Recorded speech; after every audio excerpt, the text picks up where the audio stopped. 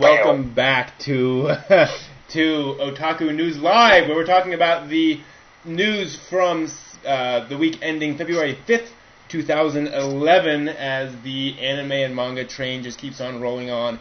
And as usual, I am here with my illustrious guest hosts, Matt Dixon from the Life and Times of Anime. Hello, sir. Hello, it's a pleasure to be here, as always. And as you can tell, he is hale and hearty.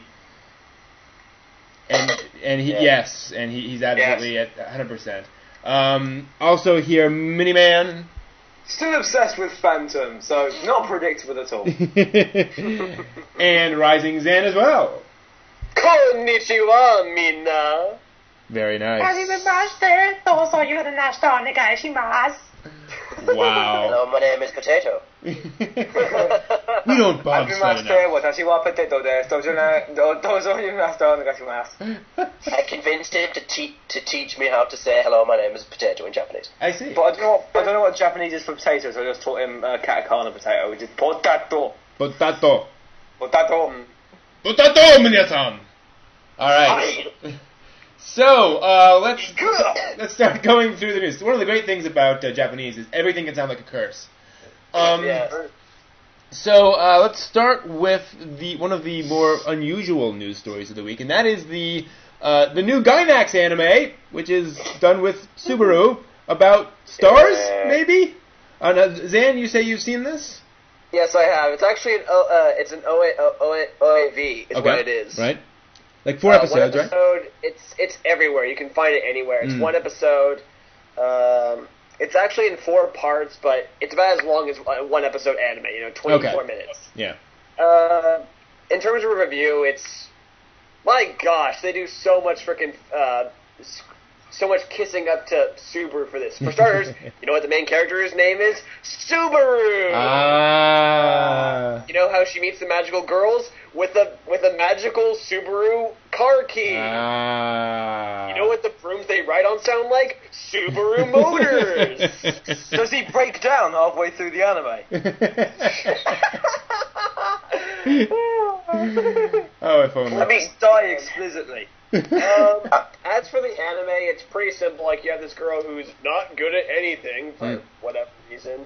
She then finds her way into this doorway that's in her school somehow, and she meets this boy. Then she gets out of that door, finds another door, and meets her childhood friend and 2 other girls who are magical girls. One thing I like about, however, one thing I will say that's good about the anime is the style of the magical girls. Like, one has like this huge mafioso hat. Another has like the typical like witch hat. Another has a pirate hat. Another has like this airline hat. Oh, nice. And another has like this little loli hat. So they're hitting all the fetishes. Pretty much. Yeah. But what do you expect from Gainax? They're masters at it. Absolutely. Thank you, Pat. It's very simple, The whole story is like, we need to help this little glob of goo because he's an alien, and he gave us our powers. And the enemy is, of course, this guy who wants these engine cores for himself. More hinting of Subaru. Engine the core! Subaru engine! The crap! Well, they look like crystals, so Of course they do! Yes. Cars are run on a magical! Yeah. I love it. It's just complete kissing up to Subaru, and it's like, hey, buy more Subaru products. We need a fund Penny and Stocking Season 2. Mm-hmm. Why would you do a fund that show? It's the greatest show ever, Matt, except... Yes, it is. Apart from Phantom. That is the greatest show. Well, it's good after episode 5. That's all I'll say. It's good after episode 5. Yeah, we're in agreement on there. So for those watching the live stream, here's what it looks like. Subaru stuff in it. Yeah. Of course, it's basically just a very long Subaru advert. So I can understand complaining about it, but at the same time, there's no point to complaining about it because it's a Subaru anime. It's funded by Subaru. That's the point of it. Yeah. So complaining about it would be like yelling at the adverts on your TV. Yeah. Because that's what it's there to do. Sell Subaru. That's its objective. Yeah, but shouldn't they? their Gainax, can they just go like, Evangelion 2.5, you cannot buy Subaru products? Well, it's funny you should mention that, because they've kind of, Gainax is famous for having no business sense whatsoever.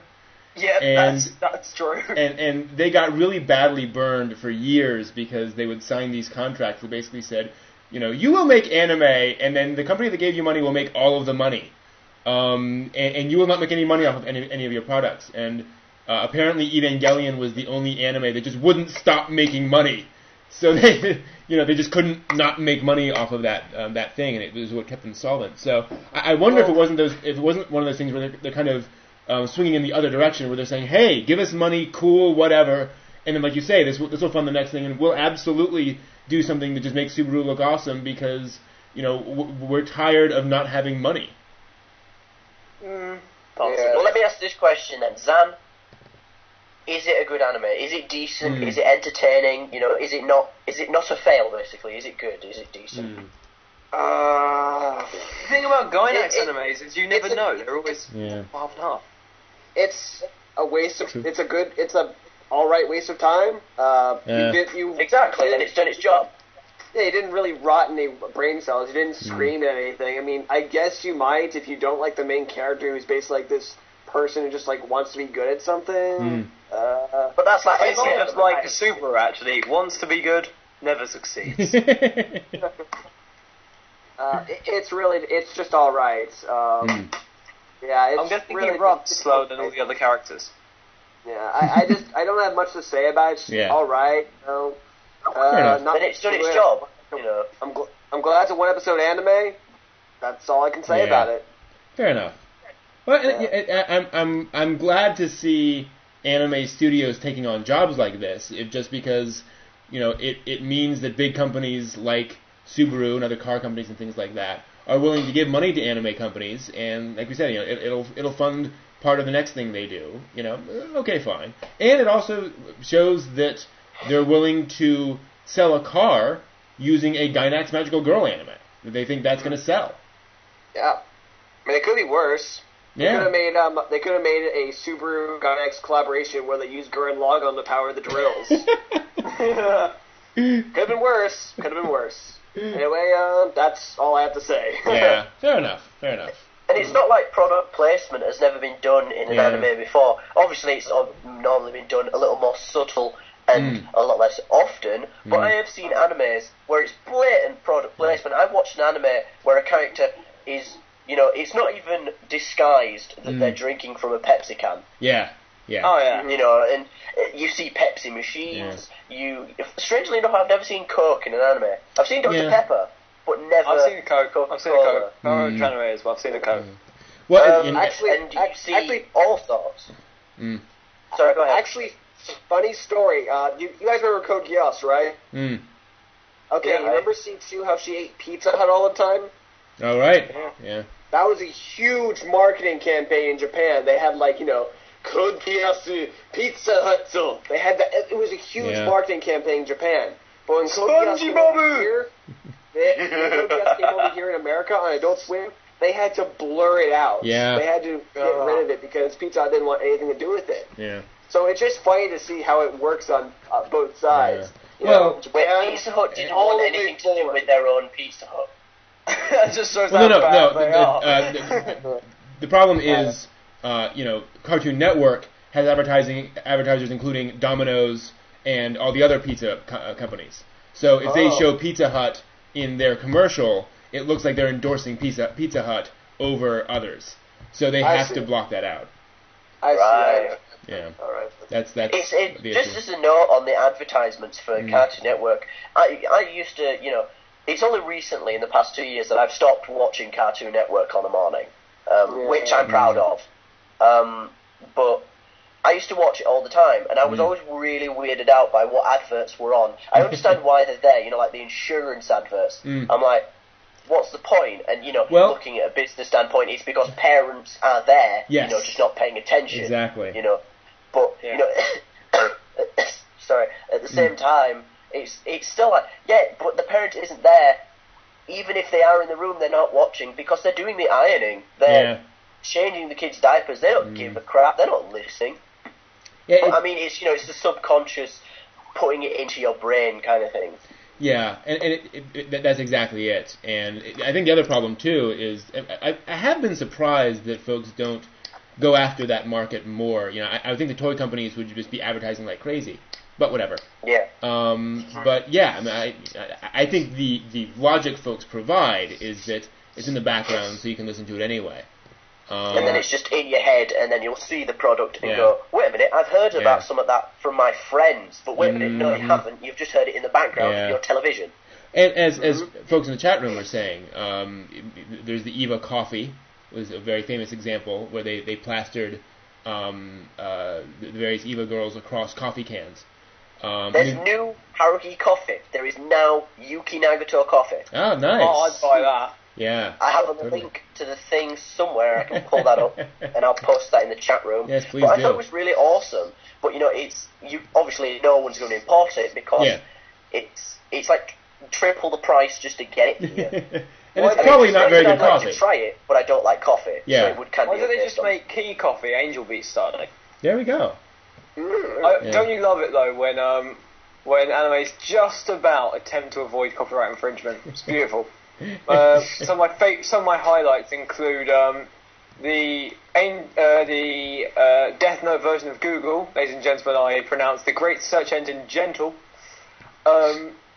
There's Gentle in Death Note. There's Bolvik water in Angel Beats. There's instead of on Death Note, instead of an apple, there's a pear with a bite out of it, and on Phantom, there's a pineapple with a. Oh, actually, speaking of that, kind of very oddly, in Super Robot Wars OG, the Inspectors, one of the bad guys is remote controlling a bomb with an iPad. And the logo on the back they is... have an app for everything. Yes. And the logo on There's a song about that. Terrorism, they have an app for There's a everything. song about having an app for everything. Yeah, and the logo on the back is like it's a banana or something. It's not an apple. So it's not actually an iPad. But I just thought that was hilarious. Just one thing I'd like to say. Yeah. I think the best ever Apple reference was in Forrest Gump. They got me investing in some kind of fruit company, which honestly was the funniest Apple reference I'd ever seen. Because the first time I saw it, I never knew what Apple was. I really did think he was invested in a fruit company. Yeah. But now that I'm older, watching it again, I laughed my arse off. It was brilliant. Yeah, but then again, if you go to an Apple store and look at like half the people there, they are basically investing in a fruit company. Oh. And no, I am not homophobic, and I apologise to every single one of you. And please, I'm sorry, don't hurt me. I'm weak enough that anyone can hurt me. Yeah. So moving on. Let's see here. We want to talk about latest news. Miniman 12544 has become increasingly unpopular on OVs. So the Navarre's attempted sale of Funimation is not going well. The previous news story was that Navarre was looking to spin off Funimation from Navarre, which is actually a good thing because Navarre is not doing well and Funimation is. So the idea was to sort of spin it off in its own company. It's already operating as its own company. Own company within Navarre, and so they basically put the call out to other companies saying who wants to buy Funimation, and they announced this past week that they have not received any, quote, adequate, end quote, offers for Funimation. And that's just a way of saying they have not received any quotes for Funimation. Yeah, I mean, they probably got a few phone calls, but no one actually, gave them any hard numbers. A few folks said, "Oh, that'd be interesting," or they called some folks and, That's decreasing the chance of a Phantom thing in the UK. Thank you, everyone.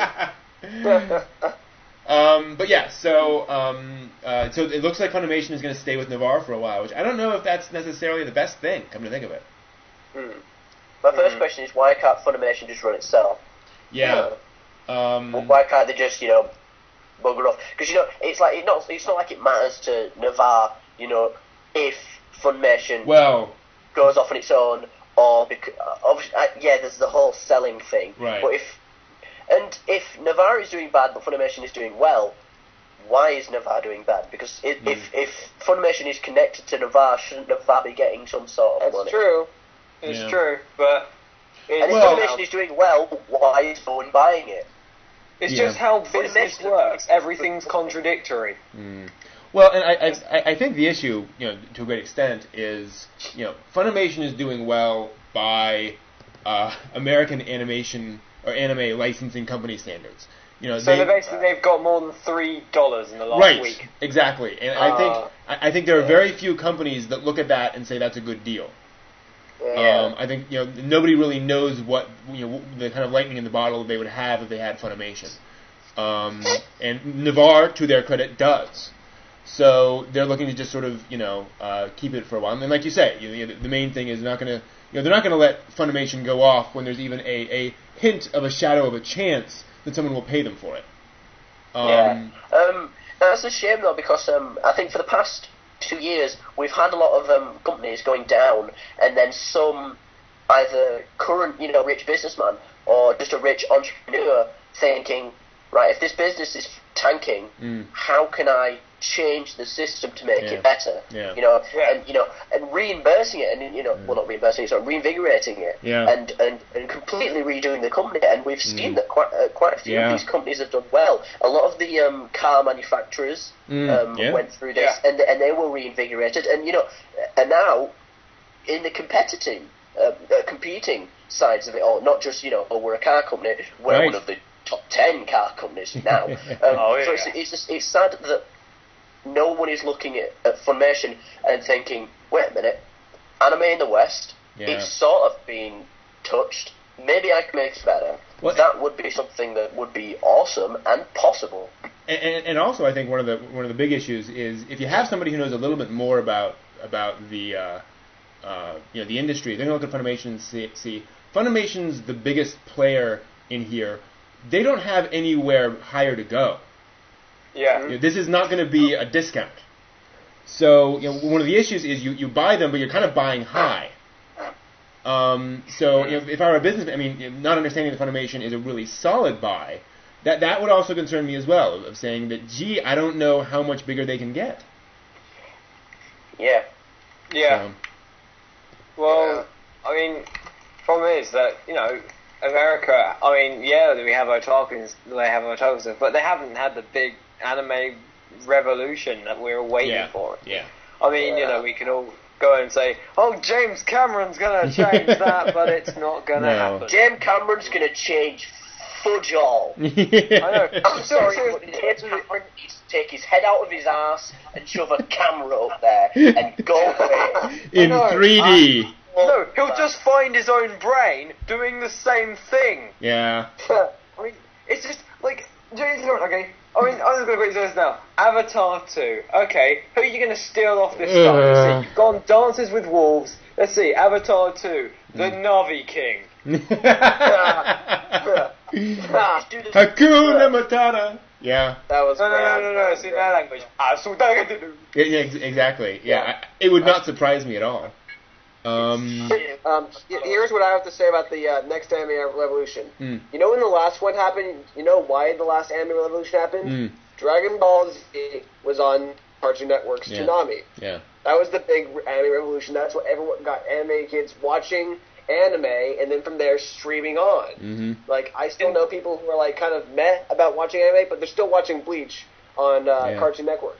And the problem is that we don't have the next generation getting on the bandwagon. And do you know why? Well, hang on. Do you know why? Go ahead. The next thing was supposed to be One Piece. I know that maybe you guys don't like One Piece, but the thing is that One Piece is the new Akira Toriyama sensation in Japan right now. True. He's going to be the new Akira Toriyama. When Akira Toriyama, passes on, he's going to be the one doing the Dragon Quest games, probably, because he has that kind of same mindset as Akira Toriyama. He can make monsters. If you watch Strong World, he has this great creative sense for creating worlds of imagination. And the problem with that is that One Piece never got onto America. Yeah. And the reason for that is for kids. Oh, I would say the reason is not for kids. I think the reason is One Piece itself. One Piece does not, in my opinion, render itself to American kids' interests. I think it's something that a lot of people like, and I totally understand why. I enjoyed reading the manga and things like that. But I do not see vast swaths of American kids getting excited about One Piece. I think it's too weird. Too weird? Yeah, No. I mean, well, because it doesn't stick to sort of what they want. I mean, Dragon Ball Z, what we got? We got explosions, cool-looking, like, freaky space monster thing, and a quote that shall now never be named. Honestly, I think One Piece is too fun. I think One Piece is too goofy and lighthearted and wacky to be that big hit. Comedy animes don't translate very well. Yeah. It's just the comedy animes. It's just the fact that the sense of humor is very different, you know. And the other issue we have, which I think is, I mean, you raise this very interesting point that, you know, Dragon Ball Z and some of the other ecosystem at the time really, well, let's go back further. Robotech basically created. Oh, I love Robotech. It basically created the Western otaku, if you will, early on. Yeah, and that was the first wave. Akira kind of did as well. That was kind of the second wave. Dragon Ball Z was the next wave, and that brought in that fandom, and that brought in the boom. Well, and Pokemon, honestly, you know, that basically brought in a huge number. Now we have sort of Naruto / Bleach, but they're not moving on. Yeah. You know, Naruto fans watch Naruto, and Bleach fans watch Bleach, and some of them do watch some other anime, but I'm seeing a lot of those fans, and I was actually at a very local con, it was like 30 people, at a local library, and it was mostly, you know, 14, 15-year-olds, and they were all talking Naruto and Bleach, and they really didn't, you know, they really weren't interested in expanding on from there. Yeah. Well, I guess the problem is that we don't have any hardcore fighting anime, and also another problem is that Bleach is doing really poorly in the manga sales right now. Weekly, it's doing pretty poor. It's getting like 10th, 11th place of the magazine. Yeah. Naruto is like just. What was recommend? The thing is, though, that if anyone's read any of the latest Bleach stuff, it makes total sense. Yes, I'm reading it right now. I've stopped reading it absolutely ages ago, but my friends have been sending me copies every day, laughing, like absolutely hilarity, saying this is what it's divulged into, and it's awful. I mean, and the reason for that is because Tite, he can't write well. If you've read his first manga, Zombie Powder, you know what it's exactly like. You know what it's exactly familiar to? Trigun. That's exactly what it is. It's Trigun. Main character's Trigun, and you can put the pieces together from there. There's a Wolfwood character, and the series didn't get to 100 chapters, got to like 40, and then he quit in the worst way you could possibly quit it. Yeah, Tite. He's popular now, but. And I gotta say, I mean, one of my concerns with Bleach was, I mean, I got Bleach, the manga, when it was first coming out over here, and I really liked it. I loved the direction it was taking. I loved how it was introspective. It was really dealing with his past. And I think the problem Tite Kubo has, and I totally understand, you know, this is not I think he's evil or anything. I think his problem is that he's a popular Shonen Jump author. He now has to pump out, you know, a new issue every week for the next 15 years. Well, it totally makes sense with the whole narrative of what happened with Bleach. Because what you have is, as soon as, because it's going well, and it's going normal, and as soon as they rescue a certain someone, as soon as they rescue. As soon as they rescue codename person who gave Ichigo powers. Who starts with R and ends with Ukiya, yes? Yeah. Yes, Ranuki. No, as soon as they rescue Ukiya, basically, he shoehorns his other plot in because he realises something. I'm making money. Yeah. The thing is that the best... I've always hold the idea that the best mangas are the ones that sort of weren't making much money at the time, and so it gets stopped. Like, that's why I've had a lot of arguments with people before, like, which is better, long animes or short animes, and I've always said that short animes are better simply because they didn't make much money, so they weren't tempted by it. Yes, exactly. And it makes total sense, sort of, in context. And the thing is, the fact that he was making money out of it, you know, it totally, you could totally see how much he shoehorned some of those plots in. Totally. Like he was just, and it's a shame because Bleach was good, and then he became himself.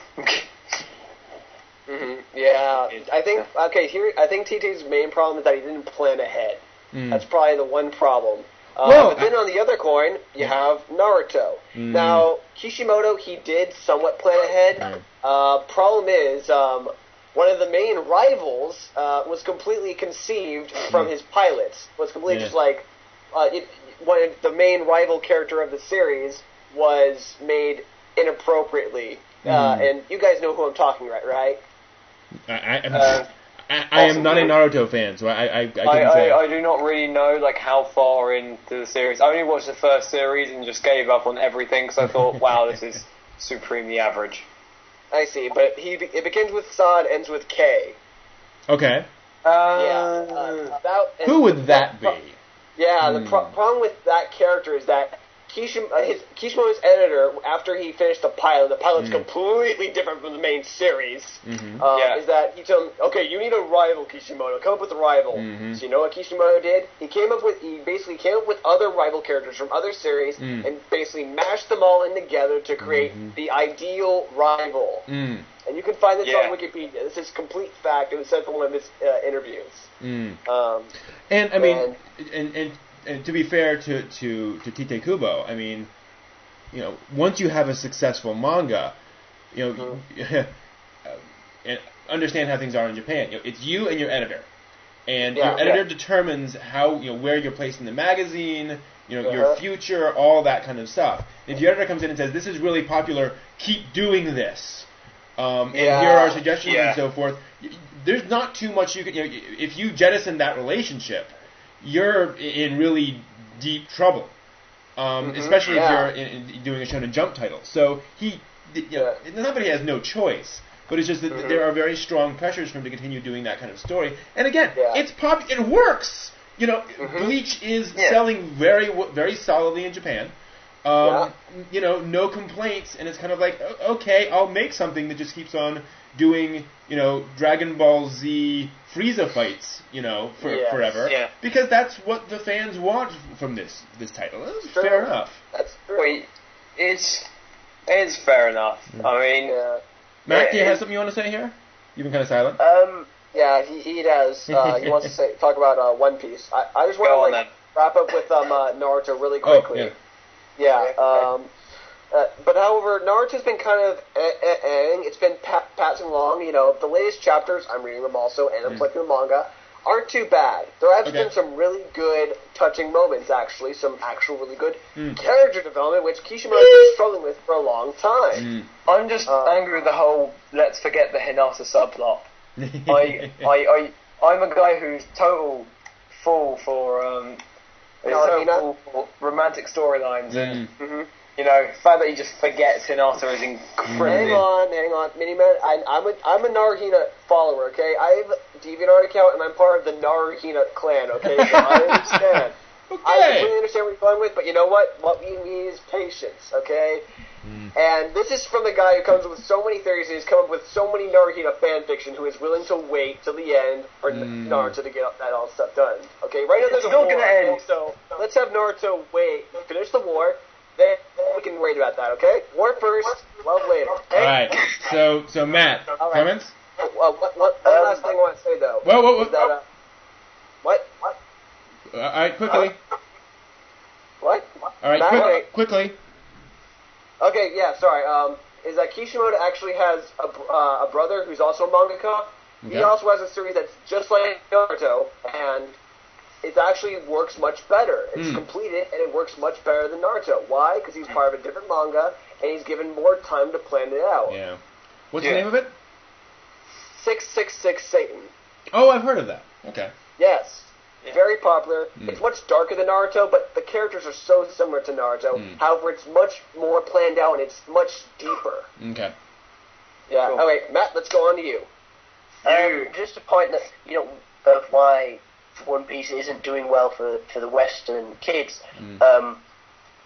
What do Dragon Ball Z and Pokemon and all that teach you about like life. Violence solves everything. If you work hard, you get where you want to be. What does One Piece say? If you're a bit of a slacker and, you know, just every now and then put a little bit of effort in, you'll get somewhere in life. Not just anywhere, you'll be a pirate and have a nice ship. That's I what highly disagree with that statement, but I will come on to talk because I'm currently eating biscuits. Well, I'll back up Matt on that in the sense that I very much agree that is the general sentiment from those looking outside at One Piece. You know, for me as someone who hasn't watched and read a lot of One Piece, I think that's the easy takeaway. That's what it looks like. And I think that's one of the big problems One Piece has, that folks look at that and say, you know, that it's fluff. No, I've watched a lot of One Piece, and I still think that, yeah, it might not be exactly that if you're a slacker you'll get everywhere, but the main point is it's not teaching you I can be strong and do anything. You know, I will settle on the fact that maybe it's not all about being a slacker, but it is definitely not, because Western kids like that. They like thinking I can be powerful and I can do anything. That's why Mountain Dew makes itself so well. As soon as you have Mountain Dew, apparently you feel like you can do anything. But One Piece, it's just that you have powers, go have fun, basically. You know, to put it in a really basic perspective. And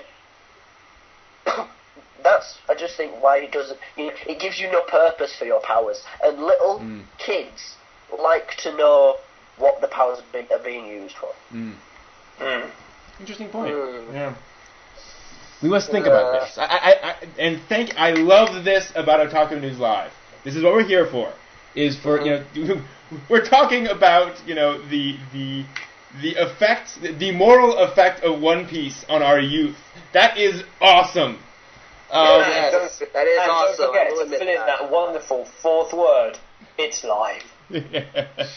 Just to remind people of that. Live from the internet. It's Otaku News Live. Yeah. Can I give my side now, Brent, of that? Okay. Matt said? Yeah. All right. I personally prefer One Piece over Dragon Ball Z. I love Dragon Ball. Yeah, but you're not a kid. You're not a little kid. That's the point. You're not a little kid. That's the point. I was talking about One Piece doing it. I'd say that. Anyway, but I like One Piece a lot. For starters, all of the supporting characters are actually useful. It's true. Yes. Yeah, you don't have the most useless character in existence, Yamcha, who was like useful in Dragon Ball and then became whatever. Well, but it was serving a different purpose, though. Yamcha was comic relief. I guess. And also, even comic relief in One Piece can kick ass. Usopp can kick ass. Chopper can kick ass. Brook can kick ass.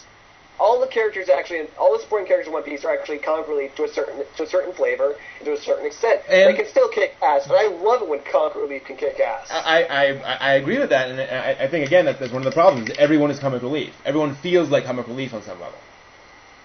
And it's hard to take it seriously. It's one of the reasons why I stopped reading One Piece. And again, I started reading the manga, enjoyed it. But it got so lighthearted and so goofy that I couldn't take it seriously anymore. I felt like everyone was gonna do a face plant in every battle. You know? Yeah. And again, that's, you know, there's nothing wrong with a comedic series. It's just, you know, some folks don't go for that. Yeah, I guess I am more of a comedy person. I will definitely say that. Yeah. I just like the fact that, you know, comedic relief isn't just there for comedic relief. Sure, absolutely. One thing I do respect about One Piece is that I'm watching the latest chapter after the time skip, and I can almost predict whatever they do, and that's in a good way. You know, like I know the general gist of these characters. I know how they're gonna act and stuff. Like, for example, they're in this mermaid place, so I already know that Sanji's gonna friggin' go nuts. Actually, someone in the chat room made a very interesting point. Degree Celsius points out, what I liked about anime when I was young is that once the enemies were defeated, they became the heroes' allies. And that is very true, and it's something that a lot of modern shonen manga has somewhat lost. that was a very important part of Shonen for a long time. And it is a great thing that it's true we don't see a lot of. Yeah. Can I just respond to something in the chat room? Yeah.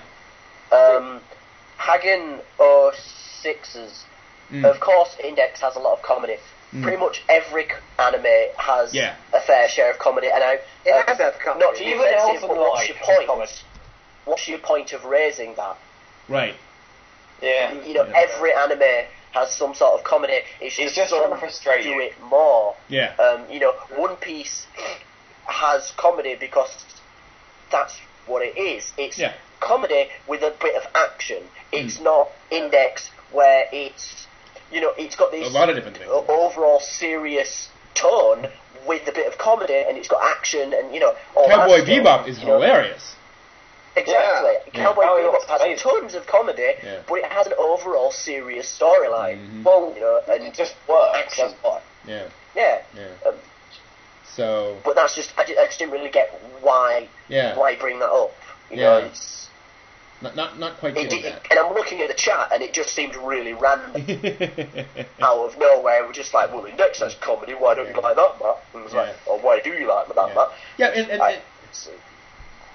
that's the thing is that I think nobody here hates One Piece. Yeah. Oh no, I think it's really good. It's just I don't watch it. Yeah, and that's the thing, and it's one of the great things. We can discuss this question of does that specific tone work for the broad American market? One thing I haven't looked at actually, and Zan, you probably know this. How well is the One Piece manga doing in America? I don't know the numbers. There's actually very recently there's been a huge One Piece manga catch-up rate. What they do with Naruto. Oh yeah, I heard about that. Caught up with the manga. Yeah. One Piece is now doing the same thing. They're like in the near the. I'm saying too much. Gosh, they're near the time skip points. They're catching up to that basically. Yeah. It's like one volume a week or something. It's amazing.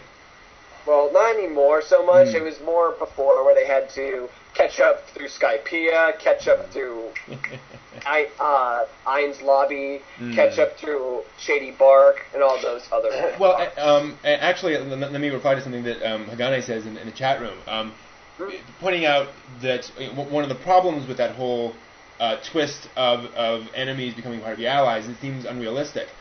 Well, I understand that. Why do we watch anime? Watch it for escapism. Well, but also, I understand that that can be strange. On the other hand, in the workplace, it can be very realistic. Yes, I work with a lot of people who I don't particularly like, and then a week later something happens, and we end up working together, and we end up really liking each other's company. It does happen. Yeah, that's freaking awesome. But also, if you look at just history, it's obvious that it's realistic, because if that was totally unrealistic, half of the countries in the world would be nuclear holes. Yeah. Why die if you can ally yourself with your enemy and thus become stronger? Yeah. That's awesome. There's no point in sacrificing yourself for pride when you can become stronger and thus be even more arrogant. And it's one of the great things, I remember some of the Toonami promos about, not Vegeta, Piccolo. And about how, Piccolo basically does that. He gets defeated, he joins the good guys. He's still frickin' angry a lot of the time. And obviously, Vegeta. But, Piccolo doesn't suddenly become all peaches and cream just because he joins this group. So he'll sell Saga, but yeah. Yeah. But it's one of the important things, actually, that I think it's also very Japanese. It's one of the things I love about anime, is that one of their fundamental themes of these things is that we're all far more similar than we are different. And that you can have people that you absolutely hate, but they're probably not evil and trying to take over the world. They probably have desires and interests and so forth and so on, and you've just got to find your way through that. I think it's really really cool. Yeah, and actually, and of course it can be done poorly. Yeah, I've had that in school, and I've had it before where there was some people who I've not liked at all, and I've sort of grown to like them after time because stuff has happened. Yeah. Everyone says that some of the zombie movies are stupid, or like zombie games simply. I know I'm talking about zombies. It doesn't make sense in the context there, but are stupid because, say, for example, these people would suddenly ally with each other. But when events happen, you gotta remember how much one event can change, like, your perspective on someone. Mm-hmm. Yeah, absolutely. I mean, I the amount of times I risk doing stupid stuff on this show, and the amount of times I've almost gone, well, that could change my entire perspective. So exactly. Calm down. And also, a more adult or instance of it is they're not becoming friends. Brendan, yes. I'm sure this has happened to you. Yes, an event has allies. happened, and you're not friends with them. You just respect them more. You have gained respect for them, and you can't hate. Well, you can, but it's very hard. It's hard to hate someone you respect. Yeah. You just have a distaste for them. You think you don't hate them. You just have opposite views to them. And if you respect someone, it's very easy for you to work with them. And that's just to go back to DBZ again. That's what happened with Piccolo. They're not friends. Goku and Piccolo sort of become friends, like with the driving lessons one, which is probably the best episode of Dragon Ball Z ever. Yes. But they respect each other, and Vegeta respects Goku for his strength. Yeah. And Brent, again, I'm sure that's happened to you. You just respect someone more. Sure. Again, this is not why I say it's more of an adult thing. Is because it doesn't happen in schools. You don't have respect for people. It's like he's got a nice uniform, thus I like him. Yeah. Well, yeah, in college, yeah, I respect this teacher, thus I like him. But excuse me, I'm talking like too long in one bit. Back in high school, respect doesn't factor into it. You're either scared of someone or not. Yeah. The people you're not scared of are your friends. If you're scared of them, they're your enemies. Yeah. And if they're just sort of in the middle, you just nod at them in the corridor. Mm-hmm. Yeah. Pretty much. Exactly. Yeah. Okay. I have stories. Say what?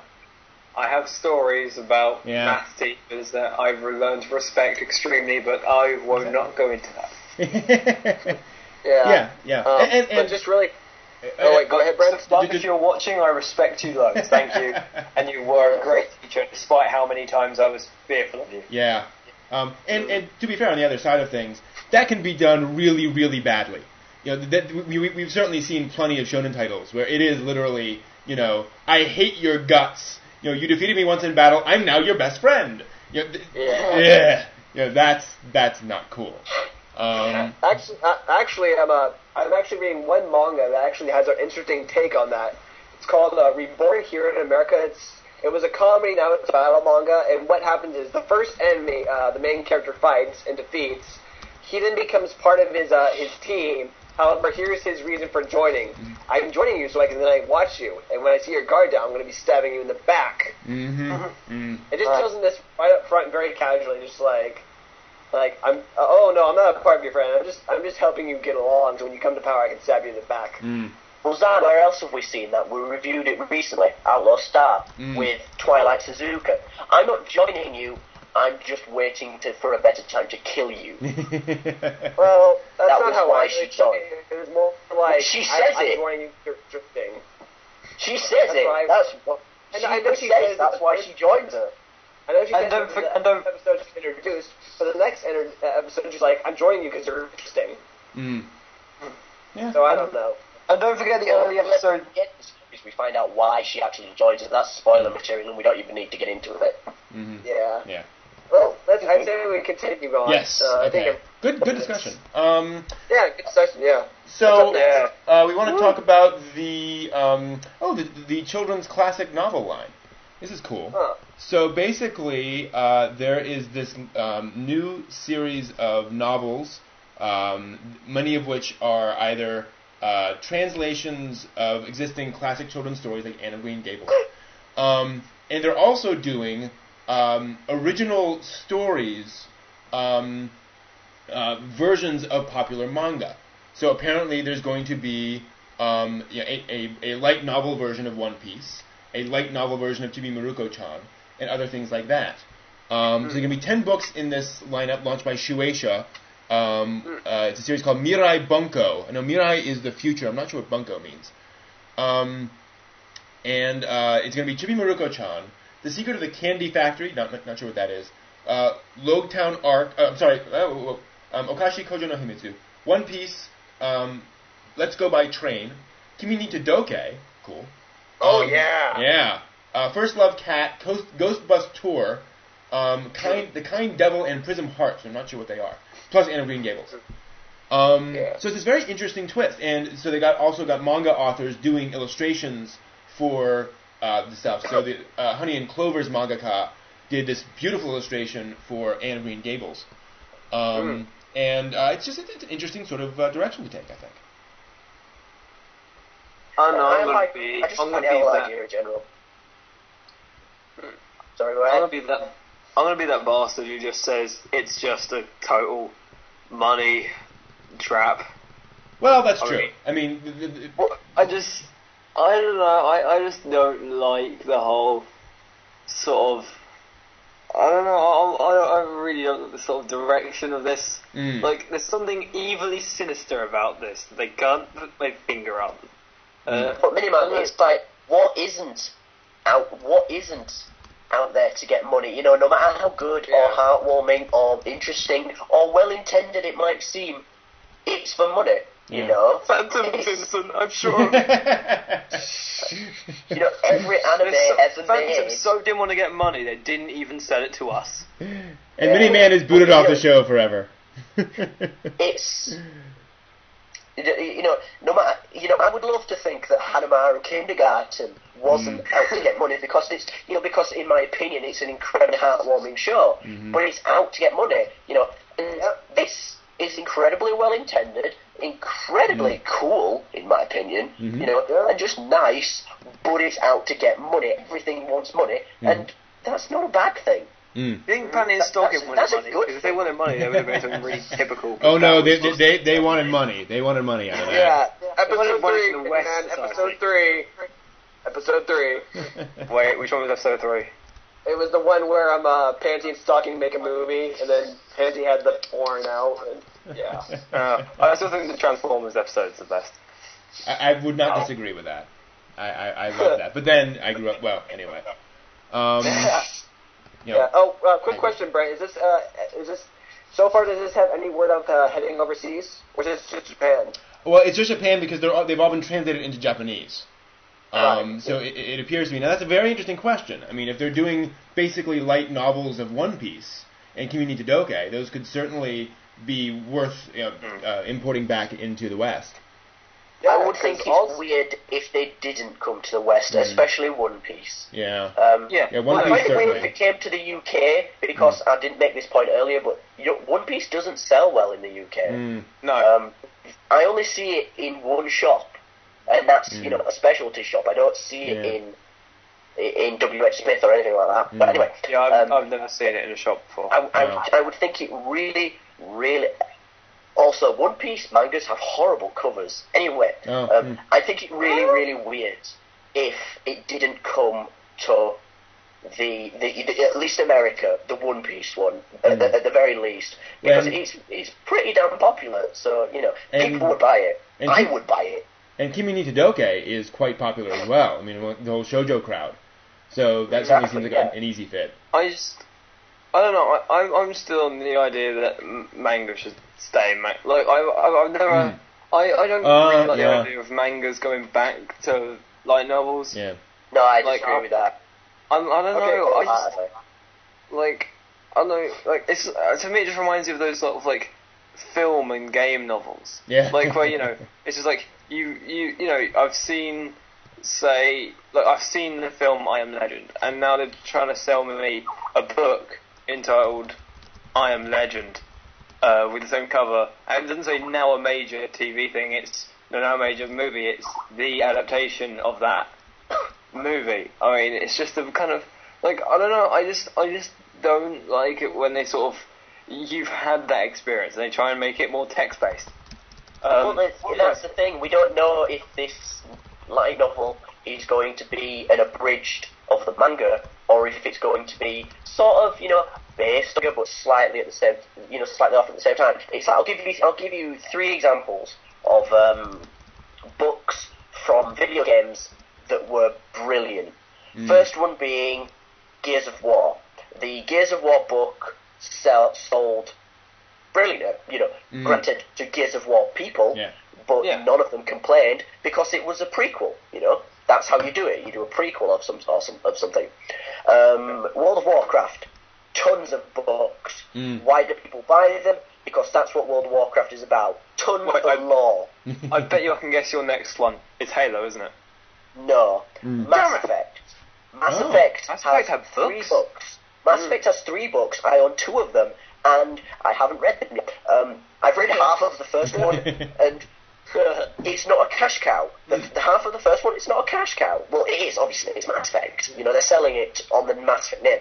But it's brilliant, and it sold well. It didn't sell amazing because, that's what you expect. It's a video game book. Gamers quite often don't read books because it doesn't move and there's no controller attached to it.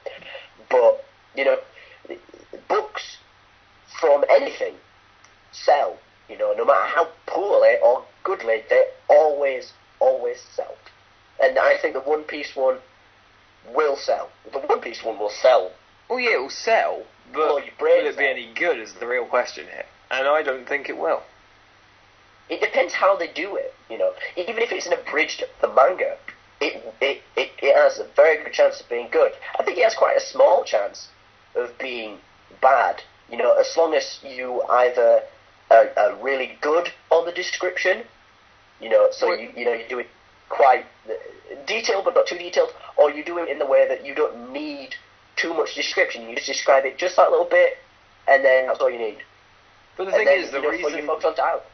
But the reason why stuff like One Piece humour for me works is it's got this constant physicality to it. It's got this pacing of the physicality. That is interesting.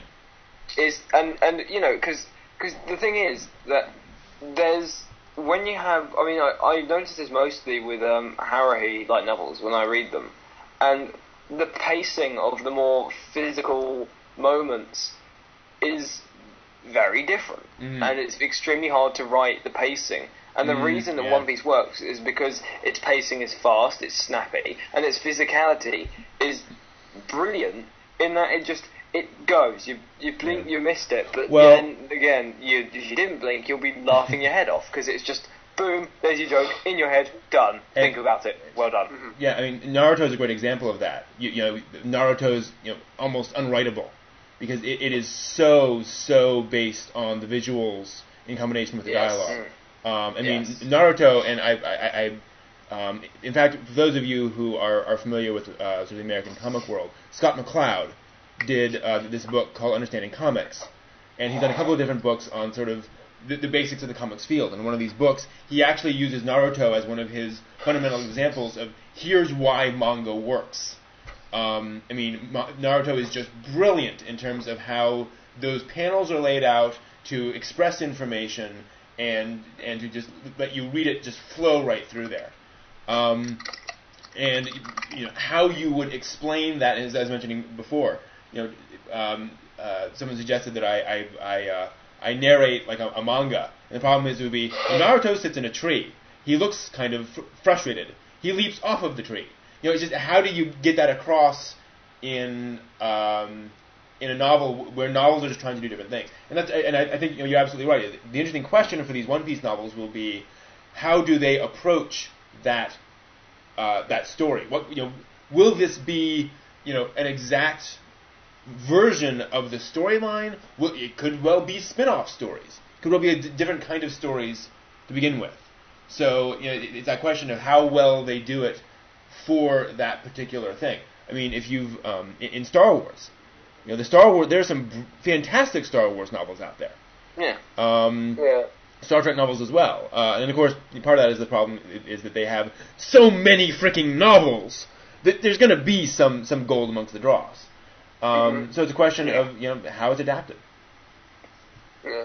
That's actually exactly why I'm actually becoming a writer for manga rather than being an author. Yeah. Just because all my stories have action and it's going to be a lot of physicality. Now, I have two things I want to discuss. Well, there's one. Hold on, before you move on. I have two things I want to discuss about this topic. Okay, go on. Well, no, I mean, before you move on to those points, go ahead. You're talking about you being an author, and your writing having a lot of action in it. I'm writing a book about a dragon.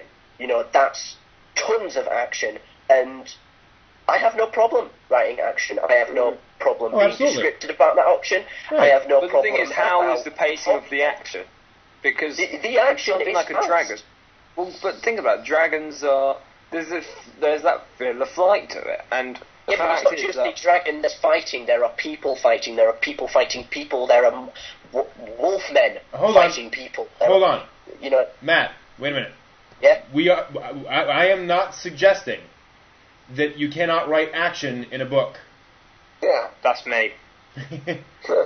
That's not what we're saying. No, I'm just saying, it's not that I'm suggesting that you can't write action, it's that the pacing of the action's different. Yes. Yes. Like, I'm just trying to... at the same quick pace. No. Whoa. We're not saying you cannot write quick-paced action in a book. Right. But it's how you go about It's a different kind of style of pacing. Yeah. I was just saying that I can't. Yeah. Like, when I was trying to do... Because I'm still trying to do Soulless Blues. And, I tried to do that as... originally as actually more of a light novel-y type thing. Mm-hmm. And even though it's actually more... it's not actually the most action-y thing ever. It works better as a manga.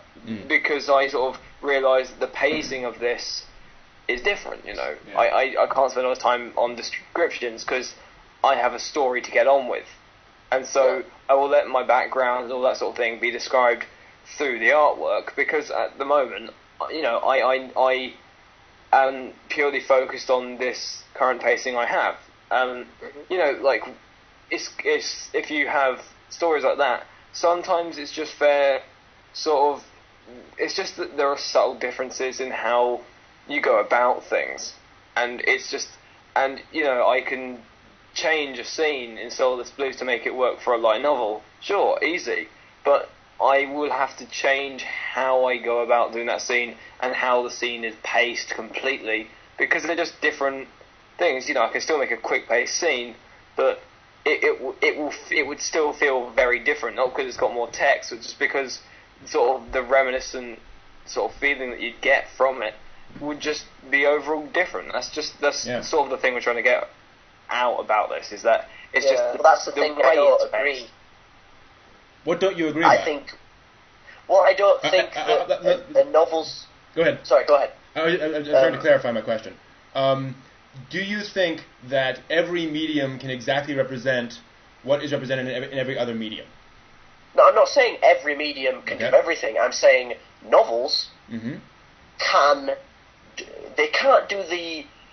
I'm not going to call it pacing because I don't think that's the right word, but they can't do what a film can do, but they can very easily do what, say, a manga does. I completely disagree.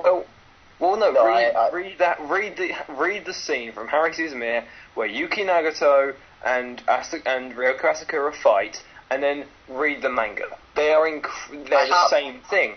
Yeah, they're the same thing. Okay, how it's described is the same, but the pacing feels different. Yes, I still disagree. I did not feel that I was. The only reason the pacing would feel any different is because of how quickly you can read the dialogue. No, because you're parsing it differently. The picture. No, because when the brain sees pictures, that's processed differently than when it's reading words. I mean, definitely. So, when I am looking across a page and I'm seeing 6 different pictures, my brain is processing that differently than when it's reading a paragraph of text. Mm-hmm. Yeah. Right? Like when I read Hidamari's sketch, if I read that as a light novel, I'd still find the jokes funny. Right. But I wouldn't find them as funny because they're not going boom. Because I'm not seeing it. I'm just not... with Hidamari's sketch, I'm just not seeing what I need to see to make this joke work, because there's all this little subtle nuance. Yeah, you can say they were holding their arms up in Glee, but I'm not seeing them holding up their arms up in Glee because it needs to be in that certain nuance. Yeah, but that's not pacing. We've gone from talking about action we've gone from talking about action to describing a situation that would only work on a visual medium. Right. Action works everywhere. And we are agreeing with that. Yeah. We have never said that that's not the case. We're not saying it doesn't work. We're saying it works in a different way. Yes. Yeah. I am saying that you can have fast action, slow action, oddly paced action, any kind of action you want in manga or in anime or in live action or in a novel. I am saying that the precise style of action that is represented in 5 pages of manga cannot necessarily be represented in the exact same way in a novel. It's the same way as translation. I cannot take a page of Japanese and translate it into a page of English that gets across every single nuance. Yeah. That's all I'm saying. Yeah. I'm just saying that I'm better at writing scripts. Yeah, fair enough. That's all I'm saying. Back in my fanfiction days as a kid, I can't write novels for crap. But I can write scripts good. I'm great at writing scripts. There we go. A script, I can write you a script. There we go. You can write Doom Premonitions of Evil. If ever you don't get that joke, search it up. Doom Premonitions of Evil. It is considered the worst fan fiction ever made. Yeah. Brilliant. I actually like to show people the better fan fiction because fan fiction I think is slammed on a bit too much nowadays. Mm-hmm. It's always been slammed on.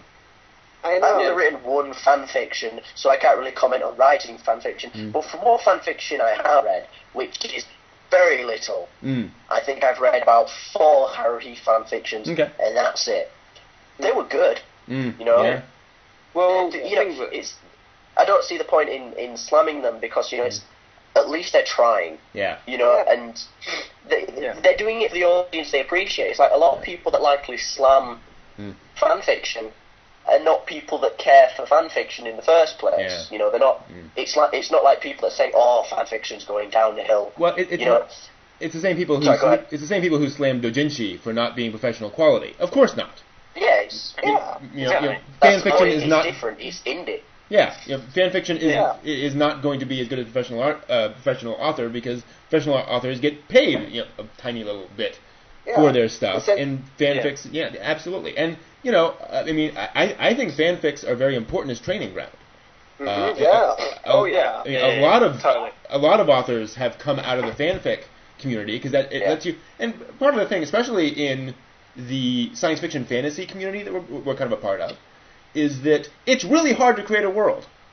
That's this whole big part of this thing. It makes a whole lot of sense to start your kind of writing journey by starting with somebody else's world, figuring out how to tell a story, how to introduce characters, how to do setting and mood and all those other aspects of writing before you get to the whole world building part.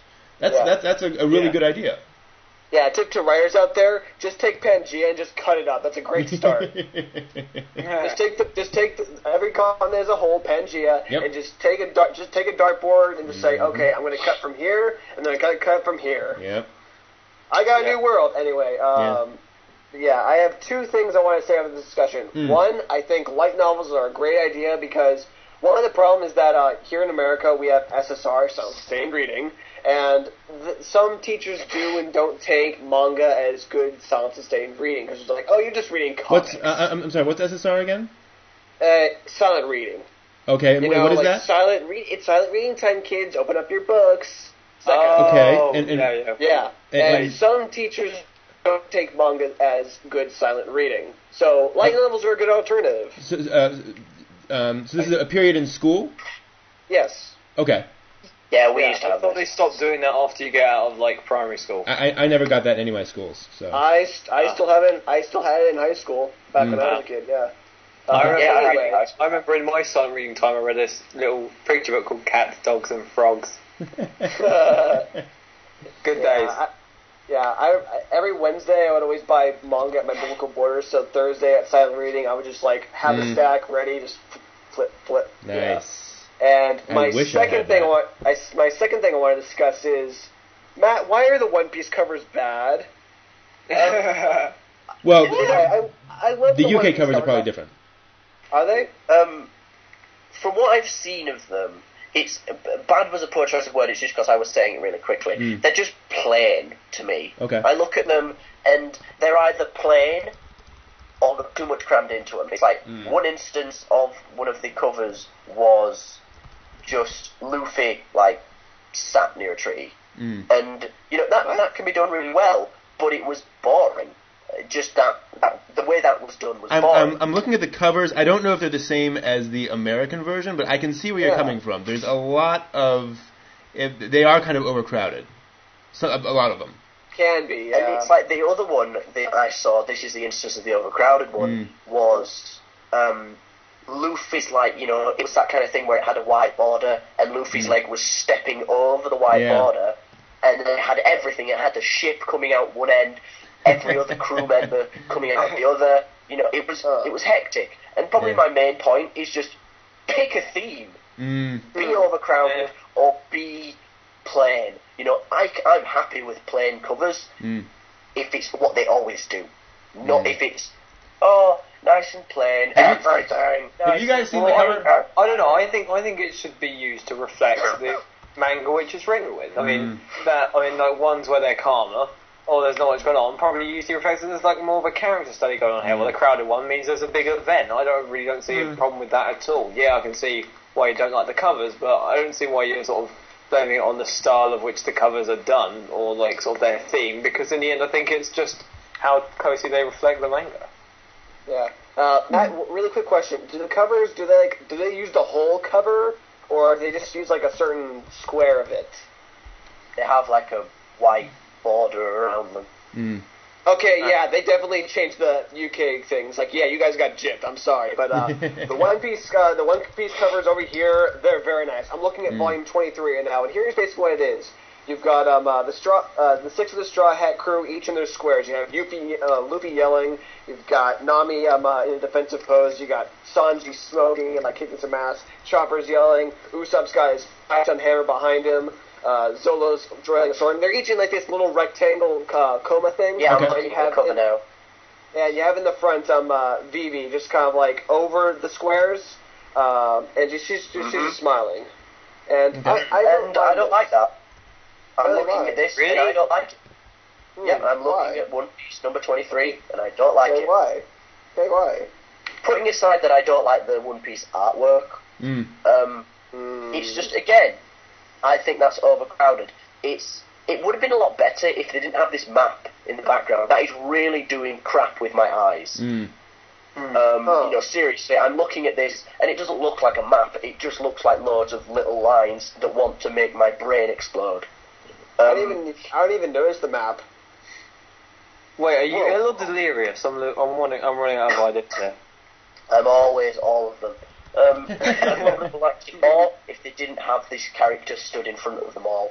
If they could use the map, just make it a little less intense, remove the character, that cover would be fine, putting aside that I don't like the art. Again, and each rectangle is overcrowded. It's full of stuff.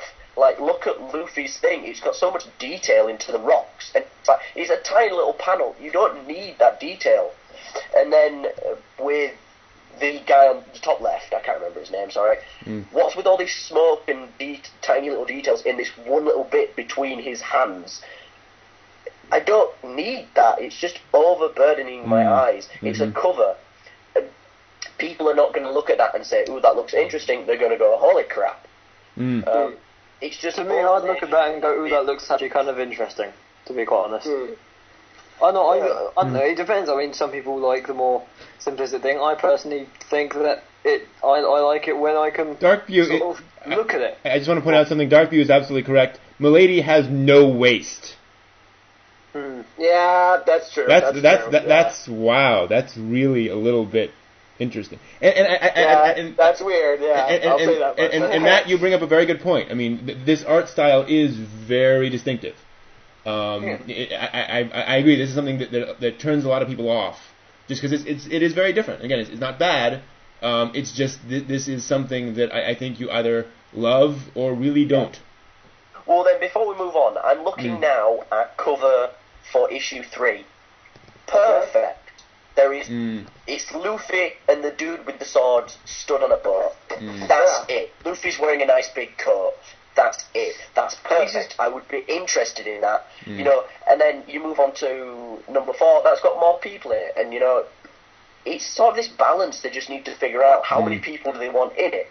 And the one for number 3 just looks nice. It's got very little on it, and it's just, I don't feel overwhelmed. And the map is done better. Again, it's a lot less intense. The map is so much, so less intense. You know, it's not hurting my eyes to look at. But and if I go back down to issue 23, my eyes start to hurt just from looking at the cover. You know. One thing I will say is that when I buy manga for my boarders, the last thing I look is the cover. Do you know why? Because they're in the little slots. So I'm just noticing this for the first time. Interesting. I never noticed this. The first thing I look at is I never noticed the map. I always look at the blurb. I always go for the blurb first. There's very rarely a blurb on some mangas, which is really annoying. It just, a lot of mangas. I really wish they. Just a picture back. I really wish that the literary world in general would just stop doing blurbs. Why? I like. Well, no. Stop doing the really spoilerific blurbs. No, just blurbs in general. I can't recall the last time I read a blurb that. Okay, let me define a little bit. I can't recall the last time I read a blurb that is basically advertising, in which I then bought the book. You know, when the blurb, it's kind of like what I talk about with reviews. You know, when your blurb is, "This is the most amazing epic story of all time," I turn away. When it's, the story of a boy who goes on a journey and finds a girl who happens to have the key to the ancient temple, I don't care. When the blurb can actually tell me something about it, but very rarely do I see a blurb that actually makes me say, this is interesting. I have to flip into it and read some to tell me if I want to buy it or not. Yeah. Well, if you want to see some good blurbs, any of the Terry Pratchett's Discworld books. I was going to suggest Terry Pratchett. Yeah. He writes his blurbs himself. They are hilarious. And see, that's the thing. They are just jokes. If I see a Terry Pratchett book, I'm buying it anyway. So, yeah. Yeah, but it's blurbs work, again, in different ways. It's for different people as well. A blurb is almost kind of like a taste thing. It's, some people read a blurb and get something, like, for example, Brent, the blurb that tells people about the story. Some people read that and get something totally different to what you might get from it. A blurb can be something that people solely buy a book on. It's very rare. It's like myself. It's very rare I have to read a book. Read a bit of the book, the first page of a book in store. It's like my current, and just something that I feel is evidence towards this, that blurbs do work, is my currently, and probably for a long time now, favourite book, The Dwarves. I didn't read the first page. I read the blurb and bought it. Wow. And I read the blurb, I wanted to buy it, and this is not a little book, this is a big, chunky book. This is the biggest book I've ever read. And I love it. It's my favourite book, and I bought it on the sole reason that the blurb interested me. Wow. And the cover was nice. See, it's got this weird 3D animation that just doesn't look right, but it's sort of an interesting cover. See, I've been burned by that too many times. Where it looks interesting, I buy it, I take it home, and it turns out to be crap, frankly. Okay. Quick question. Does anyone read the back of the book anymore? I just have a question. Does anyone? That's what I'm talking about. Does people read the back of the book anymore? Does anyone? Anyone at all? What do you mean by the back of the book? That's the blurb. The little that is the blurb. prologue they have at the back of the book. That's the blurb. That's what we've been arguing about for the past 20 minutes. The blurb is like stuff like like the shorthand reviews. No, that's just the advertising on the front of the book going, "This is amazing." A blurb is a synopsis. It's the thing that's on the back of the book. That's what we're talking about, and that's the point. I read the back of the book and then I think, do I want this book? Yes, every now and then I'll read the blurb and then maybe read a page or two. But the page or two is just a little bit of an extra clincher. Reading the page or two is not to get if I like the story; it's to see if I like the writing style. That's interesting because for me, I don't trust the blurb. I assume the blurb is selling to me.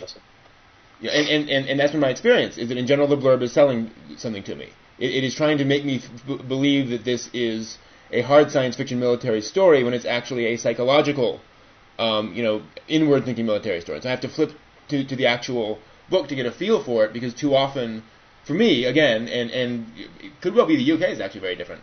The blurbs on the books I see are just too much ads. Well, it often depends on who's writing the blurb, because some books have the authors writing the blurb, and they're the good ones. Yeah. That's why autobiographies usually have good blurbs, because it's usually the people who wrote the book, saying some stuff. Yeah. Yeah, that's the thing. I've never bought a book that had a blurb that was a paragraph. A real, like those 5-line blurbs. Yeah. Never bought one because, Brent, like you said, it's just an ad. It tells me nothing about the book. But the blurb for the dwarves tells me in detail what I'm going to be reading. Okay. It told me, this is a story about a dwarf that sets out and finds out that he has been swept into a huge dwarven political debate, while at the same time being handled with the burden of saving the world. I know that sounds like weird, but it's awesome. That's not the blurb. Yeah. If that was a blurb, I wouldn't buy it. I'd probably buy it just to burn it. Sorry, go ahead. Plus, if you want to ever complain about blurbs being advertising, just look at any game ever. Yeah. I was trying to find a good example of a nice blurb and looking through my entire game collection. Let me read a few of the better ones, if I can find one. Okay, here we go. No, even though this is true, Vanquish. Become the ultimate weapon with an unrivaled battlesuit combining deadly firepower with superhuman speed and agility. Fast, fluid, frenetic, storm into battle and experience high-octane gaming in its most explosive and exciting. The future of third-person shooters. And that's the problem. That is the blurb on the back of every third-person shooter ever. Yeah. But the thing is, who buys a video game on anything but the rating, the age rating? Right. Because, yes, I have seen people, I talk to people who say, why this game, and they say, I bought it was an 18. Hello Kitty Roller Rescue. That was awesome. Then you're a variation that proves the theory. Anyway, I have spoken to people that say, I asked them, why did you buy this game? Oh, because it was an 18. You're an idiot. Yeah. But, I buy video games for pretty pictures and what genre it is. I'm not ashamed of that because it's a video game. You know what you're getting. A 12-hour experience, and if you like the pictures, you kind of know everything you need to know about the game, other than the dialogue and story. Yeah. So that games are a totally different beast to blurbs on a book. Well, but that's the thing. Is to me, if I'm gonna read that story, I'm gonna trust the first. Well, I'm not gonna trust the first page. I'm gonna trust the 12th page of the book more than I'm gonna trust the blurb. Also, never trust the reviews. Well, yeah. Never trust. I mean, even with independent reviewers like us, we like doing reviews and we comment on our reviews and stuff. Yeah. I mean, I'm guessing even you, owners, Brett, but you always go, look, even if I gave it a good review, it doesn't mean you have to buy it. Exactly. Exactly. I mean, and also, even though I absolutely adore the game Bayonetta, I'm glad I didn't read the blurb because let's face it, one of the reviews says "so good it hurts." I don't buy that. I don't want to buy that. And one of the problems too with all these reviews is they're always one sentence long. So it's like, okay, how much are you actually getting out of that review other than it's awesome? Yeah, Brent, just one more point on your legendary. Yeah. Right. Just one more point on your reading your on reading the book in the store. I always feel a little naughty doing that. I know it's perfectly okay to read the first few pages. I really do know it's okay, but I just don't like doing it. I always just, if I'm going to buy a book, maybe I'll read a page or two. Yeah. But reading anything more than the 5th page, I feel naughty. Oh, well, you should feel. And then I have to buy it. If I read more than 5 pages, I have to buy it. No. Thank you for clarifying that. What I meant is I will read the 10th page, not pages 1 through 10. I totally understand where you're coming from there. I certainly have sat in bookstores and suddenly realized I read the entire comic book, and felt a little guilty about that. But, you don't want to sit there and read large chunks. But I feel I need to, and the reason I won't read the first page necessarily is often the first page is not a very good indication of the rest of the book. Because they're trying to introduce things and get you sucked in and so forth, and I want to get a better feel for the overall, structure of it. So I'll flip through it. But yeah, I mean, that's a good point, is the question of how much do you really spend time on that. And speaking of that, let's move on.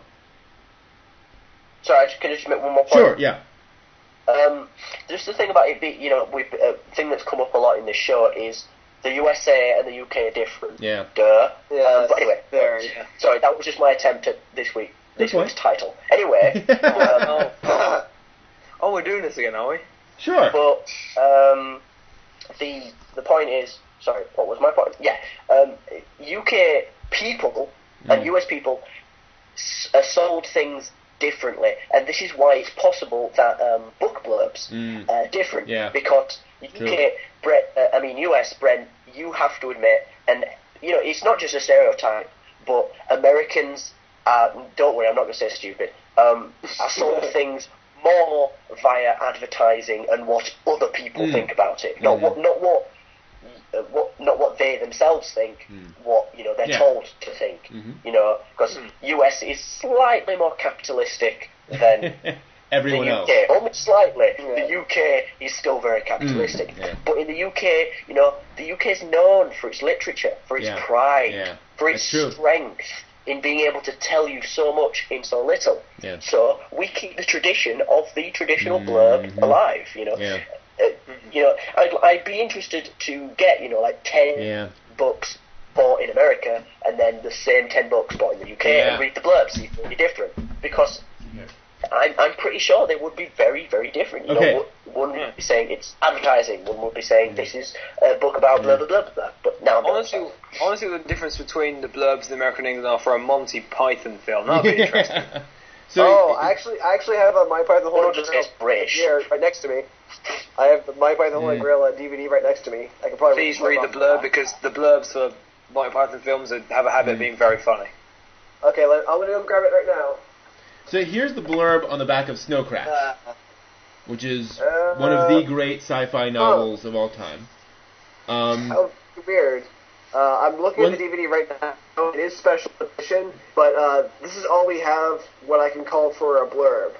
The ultimate definitive final special edition DVD. Look at all these unbelievably special features. Gloriously historically spin-offs, unhinged, as fresh, as funny as ever. A great film. Brilliant send-up to the medieval movies and lore. Yeah. And that's all we get. Oh, yeah. Okay. Because on the blurb of the British special edition DVD that I have here, it says, "Watch Monty Python is to go through a fast, frenetic film of what the heck? It's Monty Python. You're gonna buy it anyway, aren't you? Look at you, Monty Python, Holy Grail. Haven't your friends told you about this? Read it, watch it. Special edition. Woo-ha!" God damn it, you guys are good. Yeah. So here's the blurb for the sci-fi novel Snow Crash.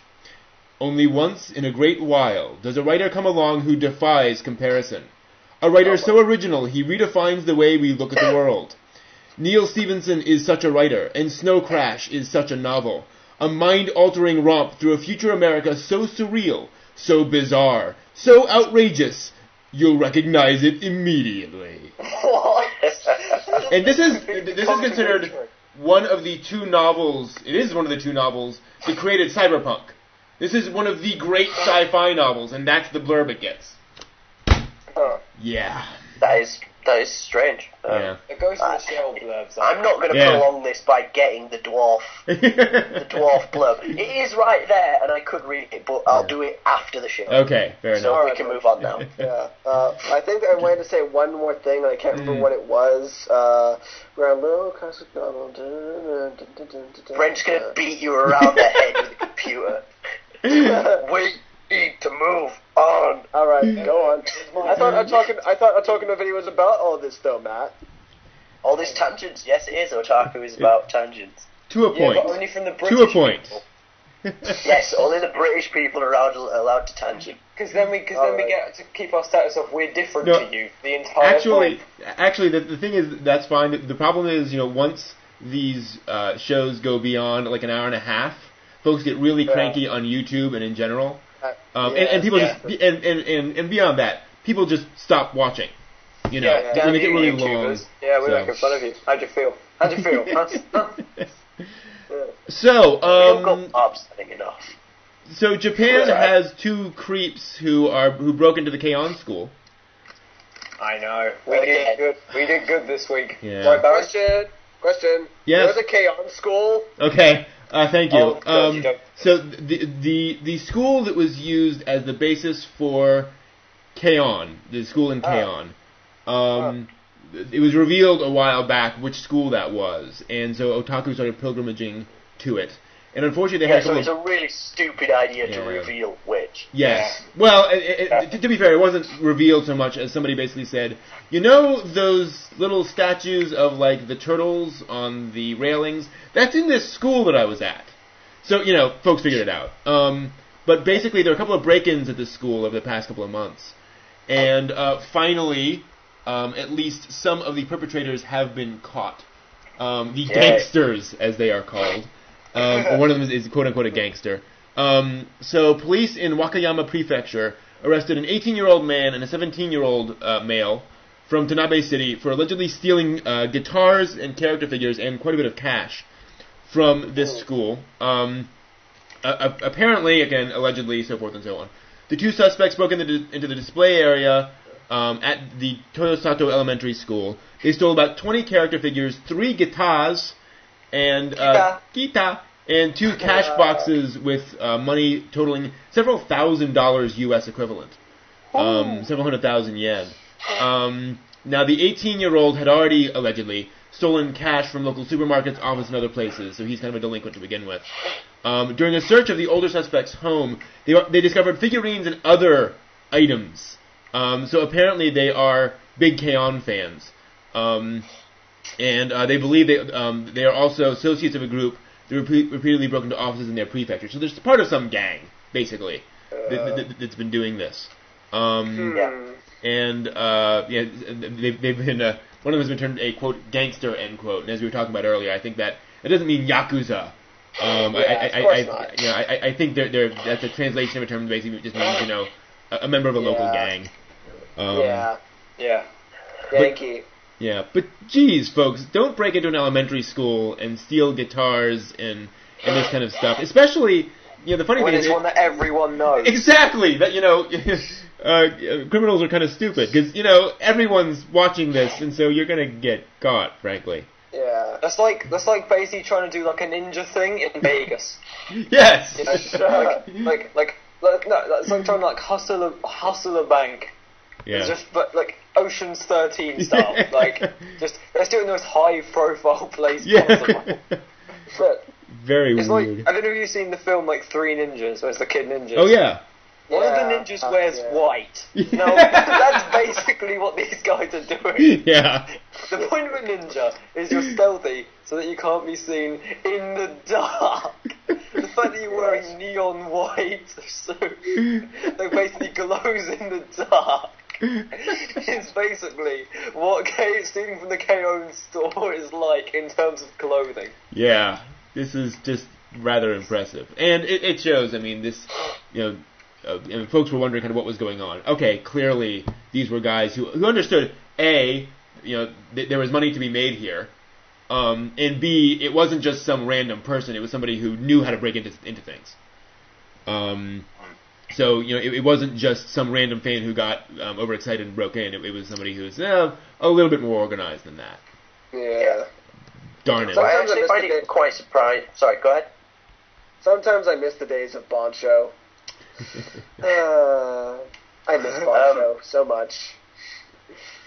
I find it kind of surprising that this has happened, in the way that the Haruhi school was revealed. Yeah. And there was one instance where no one broke in, but people were showing up. Yeah. They were just taking pictures, and they had to ban it. That's it. No one broke in, no one did anything. Actually, but go ahead. Well, it's at least you would think people attempted to break in to see if there was stuff like figures. Yeah. In there, because they might think, ooh, if it's the school, they might have donated a few figures just to look nice. In the K-On school, they can't have known, at least the first people that did it, they can't have known there was going to be K-On guitars or figures in there. They can't have known this. I suspect they did, because this school is open to the public now. Folks can go in, wander around, go to the classroom, all that kind of stuff. So I suspect they'd come there earlier. Wise. Say what? That is not wise to just say, yes, come in, we've got it makes money. Around. It makes money. Merchandising. Right. That's the thing. The school was closed down, several years prior. So this is a way of getting money back into the community. I thought as much. I'm not disagreeing with you, Matt, that this is exactly what happens when you open up something like that. This is expected. Yeah. I'm kind of, and not to point fingers or anything, but you kind of wonder how much security they set up. Yeah. Boy, it's sorry. They. Dying it's when just get you like out they will. Yeah, sorry, I have a touch of everything. Yeah. They really did in the end bring this on themselves, because the only way they could have known that there were figures there is if while the tour was going on, the people kind of went and look at these nice figures we were donated. It's like. Look at them in their glass case, taunting you, teasing you. It's like that advert we had in Britain about keeping your home secure. It was just a guy, like a family, showing this criminal around the house, going, "This is where we keep our important keys." Mm-hmm. Oh yes, I remember that. Funny. Here's the door comes up with a simple kick. That's basically what they did. Yeah. They walked around and look at these. And if it doesn't budge, cat flap. and to be fair, it is really hard to keep a lot of these community things going. And from what I've read, this is an area where they were really struggling to keep stuff going. This is an elementary school that was very popular, which they closed down because they just couldn't afford it. So, I do wonder if there wasn't a certain element of, where else are we going to get money? Yeah. And I think the model for that was the Lucky Star Shrine, which has the advantage that that's a public religious place. That's not going to see people, breaking in and stealing things as easily as they will at a school. I think. Yeah, it's just I'm quite I think it's really cool that they allowed tours. Yeah. It's like if I'd met the person that did it, when they told me, we're going to be doing these tours at school, I'd say, well, make sure you're not a moron. Because they really were stupid in this. Because again, the only way the thieves would have known is if they'd shown them the K-On guitars, shown them the figures. Well, but that's what they're there for. Part of opening up this place is to make it look like the K-On school. Yeah. So you're going to have guitars there.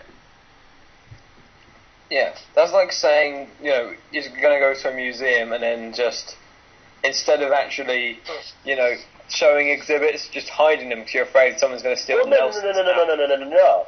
It's, alright. This is just like a museum. It's a museum. Fair enough. The guitars are fine, alright? Just protect them better. But the figures, how does that aid the situation of making it seem more like K-On? If they're going to have figures, sell them. I'm sure that's what they were doing. Yeah. no one is saying that these figurines were in a display case. Yeah, no one's saying that. Well, then just protect them better in the end, I guess. Okay. I just still think it was a really stupid thing to do. Just to, well, I don't. So what would be the alternative? I really don't. Yeah. Well, just show them the classroom. You don't need the guitars or the figures. You could just say, but they're selling this scene was based on. This is where this place was done. This is where this place was done. But again, the guitars were donated. People were giving them guitars that looked like the K-On! Guitars. And that's why they were there, to show that people cared. And they were selling the figurines. Presumably. I mean... Well, then again, in the end, it just needs to be better secured. Yeah. Alright. Quick question. Yes. There's a Lucky Star shrine? Yeah, I was going to say, I was wondering about that, but I didn't want to ruin the conversation. The shrine in Lucky Star, not a shrine to Lucky Star. Yeah. No, the shrine that Kagamin and the younger sister it's based on a real shrine. It's not a Lucky Star shrine. It's a shrine in Lucky Star. They've kind of converted it into that now. Day, Kotonoa did say that was bitchin'. And on the second day, she quoted a famous shampoo advert and became pop culture staple. Speaking of which, I want to say something really quickly about how awesome Aya Hirano is. Oh yes. I've seen a clip where she was at, I think, an American anime convention, and people asked her if she would do, a line from Lucky Star, just anything she wanted to do. And she thought for a minute and said, "Okay." She said, "I'll do two." Okay. Timote. So everyone broke up. Everyone broke up laughing, and then there's a pause. Chala, head chala. And so she sang off key. That head chala from the first ending theme song. And that's just, again, everyone just busted up laughing. So that's great. She knows her fans and she knows how to be fun. Yeah. That's what made her on a good voice actor. She basically put herself on screen, but really well. Because everyone always wonders, because, even she's really good at getting into character, but she's really good at adding a bit of personality to it. Yes. If you've ever seen, I think a perfect example of that is the film, and if you ever want to see good voice acting, I advise all of you to see this film. It's called Bangaku Shoujo. Came out late 2010, and it is a fantastic film, and Aya Hirano is what I think is actually probably her best performance on it. She plays a rather disturbed character, is the way to put it, but you sort of learn to not like this character a lot. She's sort of this unlikable character, but Aya Hirano puts a staple on it, which is sort of not because it's even if you weren't told it was Aya Hirano, you still have this sort of light to the character because the voice acting is sort of so subtly done, on the little nuances, and it's just to show how good Aya Hirano is at just sort of understanding where the audience is. Yeah. And then, I tell you now, but if any of you ever want to see a proof that voice acting isn't is better than it used to be, that is the prime anime, and I advise everyone on Earth to see Bangaku Shoujo. And on this side, Wendy Lee is a great example where she can have the same tonal quality. It's kind of like Aya Hirano. You can often recognize her voice, but you don't care. Wendy Lee puts just the right spin on those voices to make it sound exactly right. Crispin Freeman is amazing just because he has such a range. Even though he's deep, he feels like a completely different character. And actually, another quick thing. The thing about the Bangaku Shoujo one is, I thought that the person Aya Hirano played was a different character from the voice actor. Nice. I'm not kidding. The main girl, who's really cute, is voiced by the person who played Angel from Angel Beats. Ah, okay. And she sounds nothing in any way. And then there's this really sort of disturbed character with this tormented past, but he's got trying to act like all sweet about it to sort of get us revenge, and by sort of tormenting this guy. And she has this really high, sweet voice, and I could not and I was told it was Hirano, and I checked it up and stuff, and it was, and I was just like, no, no one has that vocal range, really. Oh, well.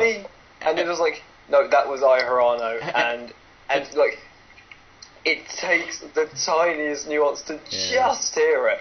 But I just thought that was a fantastic voice actor. That was Aya Hirano not playing Harry. And I mean, I don't know if you guys, not you guys, guess it. I'm sure you've heard, but you guys listening, Aya Hirano's voice is really high. Her natural voice is squeaky. She's like right up here as her natural voice. One of the amazing things about Haruhi is the fact that she plays this deep voice and makes it sound absolutely natural, and she can sing punk music with that voice. It's true. It's amazing. Really just one thing about mentioning vocal range and Crispin Freeman. Yeah. Has anyone here heard Crispin Freeman do his goblin voice? No. Then that is the clincher in showing the difference in going from Kyon to a goblin. It's not just high pitched. Yeah. It's not just high pitched. It's like he's eating gravel. Yeah. But you can still understand what he's saying. This is the best. It's not the coolest. It's the best in terms of skill. Voice he has ever done. But the thing is, it was so bad for him to do. This is just a short story. When Brent was doing this for recording, it's for a video game. In fact, a Lord of the Rings video game. But anyway, when he was going in to record it, he would do about 4 lines, and then he would just say to the people that were recording, sorry, I can't do any more. And they'd say, why? And he would say, because if you want me to keep doing this voice, I need to be able to speak. Yeah. Like because that's how much effort he puts into his voice acting. Yeah. And actually, on the other side of that, there's a story he's told, and if you want an example of voice acting that kind of hits the other side of that, Ghost in the Shell Standalone Complex. There's a sequence where his character is doing, as he describes it, the Blade Runner camera sequence, where basically he's looking over a photograph, and he has this big projection of the photograph, and he's using voice commands to scan around the photograph, zoom in, do scaling, things like that. And the entire performance is zoom A9, enhance, to the right, 3.8, down. And it's an entire clip of that as he's investigating this, and it sucks you in. And he's not, he's doing nothing exciting, but he makes you into the drama. And he says he's since learned there is basically a what do you call it? A series of classes put on by basically the American voice acting community, not like American voice acting, but announcers, all that kind of stuff, really, really big scale stuff. They use that as one of their clips for, here is how to do this. Here is how to dub something. Do it like this. That's how good he is being able to take something that is just very drab and make it dramatically fascinating. It's stunning. And actually, if folks point out Vic Mignogna in the chat room, and folks complain about Vic Mignogna, but dang if he doesn't nail every character he does. I mean, and he does have more range than a lot of people think he does. But he hits those voices. Yep. That's what he needs to do. Yeah. So what else? Should we really go on to the obvious one that we've been already talking about previously? Which one is that? James Cameron. Yes. No! Man, take it away! Why do we have to dignify that man with conversation about him that doesn't involve him moving to a very hostile country? I love James Cameron. I love the stuff he's done. I'm very impressed with his work. Avatar kind of excluded. No, Avatar excluded. Although there are neat moments in Avatar. Though that's all. Anyway. There are deep moments in Avatar because there are deep moments in Dances with Wolves. Okay, so for those wondering what we're talking about, James Cameron was quoted in yet another interview where he said, "Yes, I'm planning on doing Battle Angel Alita after I do Avatars 2 and 3 because the world needs those." And so, so he's planning on doing Alita once those are done, and he has said that basically, and he said this all along, that he wanted to do Alita, and he decided to do Avatar first, so Avatar could be kind of the test bed, because there's really nothing that complex going on in Avatar, story-wise. Really? I never know. The idea is Avatar can really focus on getting the effects right for this sort of combined CGI live action stuff, so that when he does Alita, where you have characters who are robots getting ripped in half and that are still moving and doing stuff, where that really needs to work, and you really need to believe that is not just a face composited onto CGI. Now that he has that kind of worked out, he can do Alita the way it needs to be done. Of course, he's been saying this for a decade now. I mean, he got the license for this a very long time ago, and he's been pushing it off. So I'm just not convinced that we're going to actually see it anytime ever. And plus, he announced when the date of Avatar 3 will be, which is yes, it's 2021.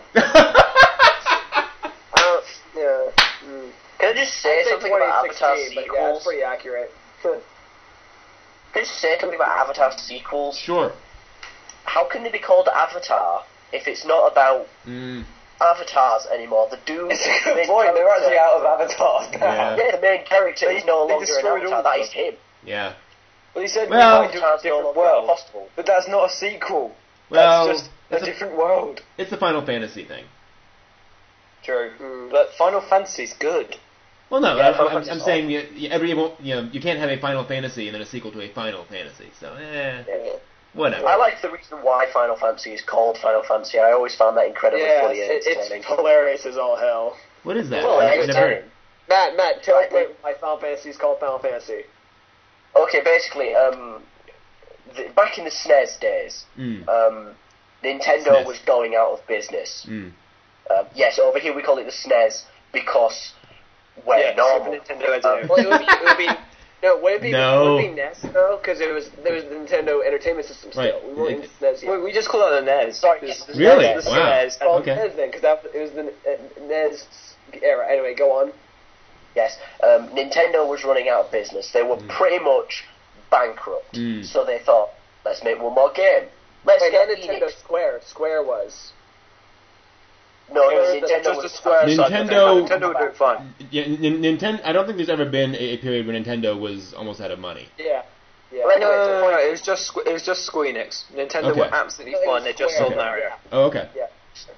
Square didn't become Square Enix till a lot later. Anyway. But yeah, the Square. The whole story. Anyway, go on. Square were running out of business. Sorry. Okay. Go ahead. Square was running out of business, so they thought, let's make one more game. Let's call it Final Fantasy. Yeah. So, they made Final Fantasy. It sold incredibly well. Yeah.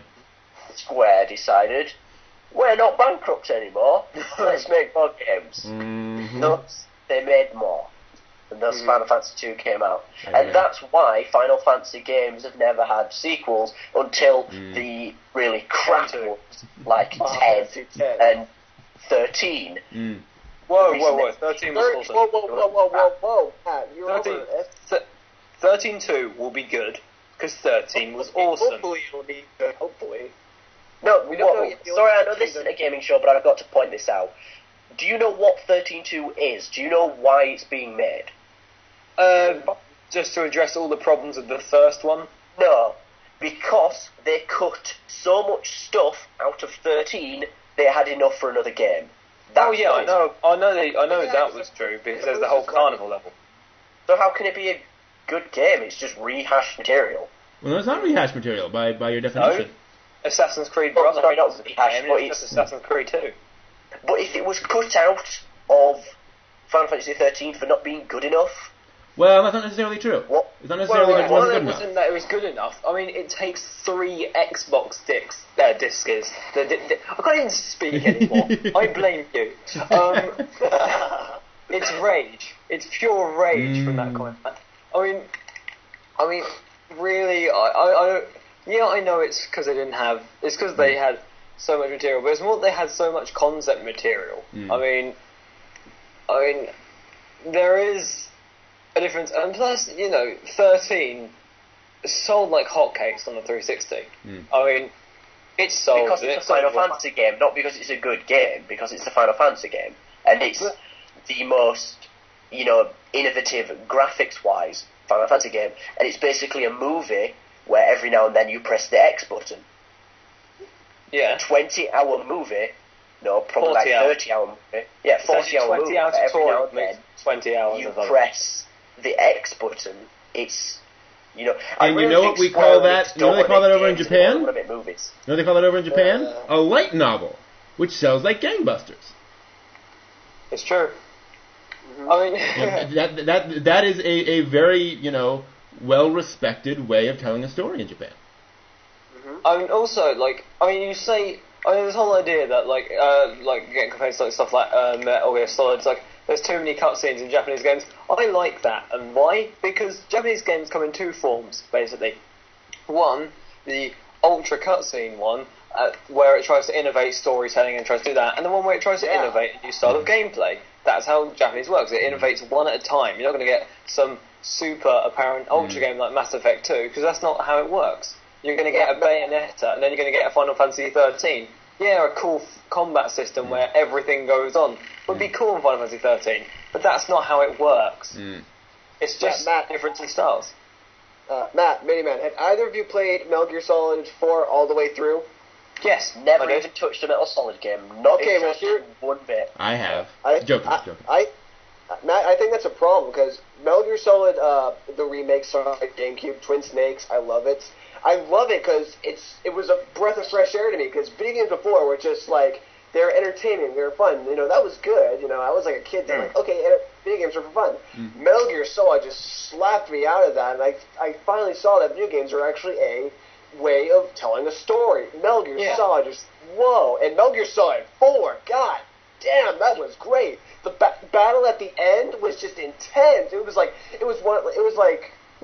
better than an anime battle, on par with an anime battle, like the final battle. Well, manly. It was epic. Well, I don't want to step on your toes there, but we've been telling stories in games for a very long time. I know. Final Fantasy 1 had an amazing story. But it's sorry, I've got to make this one point. My main problem with Final Fantasy 13 is that, and the reason I can talk about this is it's Japanese, so yay. Congratulations.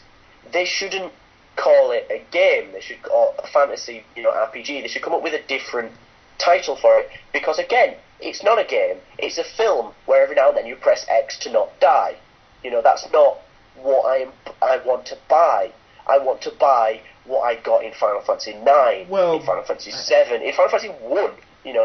This theme they've had for so long, and then suddenly, I'm watching a film. Shit, I have a controller. Oh, let's press a button. I hear what you're saying, and I certainly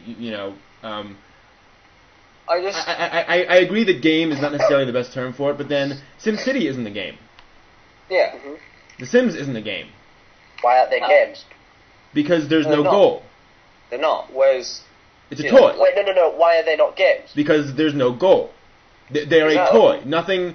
You're not trying to achieve anything. There's no story. It is a simulation. That's life just goes on. Yeah. No, now you've raised this point. I've got to say that Sims is a game. SimCity is a game. Of course, they're games. SimCity's goal is make the best, most successful city you can do. Where is that stated? Where is that stated? Where does that sort into it? For example, I played SimCity once. Okay, I made a wonderful, successful city, but I didn't get rewarded for it. Instead, I just set Godzilla upon it. That's your reward. No, that is not a play. I'm sorry. That's not a reward because it's not giving anything to the player. It's just making me watch Godzilla. What? So if it just randomly destroyed your city, that would not be considered a punishment for being crap at the game. But he didn't. Not necessarily. Your reward is the fact that you get to keep playing and you enjoy playing. No. No, it's not. Because I can play SimCity and recreate cities, all day. And that's Right, okay. that could be a reward too. For example, Exactly. by that, Why is it not a game? well, by your logic, then Final Fantasy 13 is a game because I get far enough and I get to keep listening to this story. Hey man, really quick. I had to pull out my game design textbook just to define what a game is. Okay. And this is what a game is. Rule number 1, it has to require at least one player. Rule number 2, it has rules. Rule number 3, it has a victory condition. That's it. And what is the victory condition of SimCity? You get to keep playing. No. No, that's not a victory condition. That's just a. Why is that not a victory condition? Because by that definition, my job is a game. By that definition, my life is a game. Let me put it a different way. Let me put it a different way. Your city is not blown up. Your city is not blew up my bankrupt. city at the end. People don't die. But Godzilla does not arrive. Those yes, are it your does. rewards that you don't die. You can set up the game so that random disasters happen. Yeah.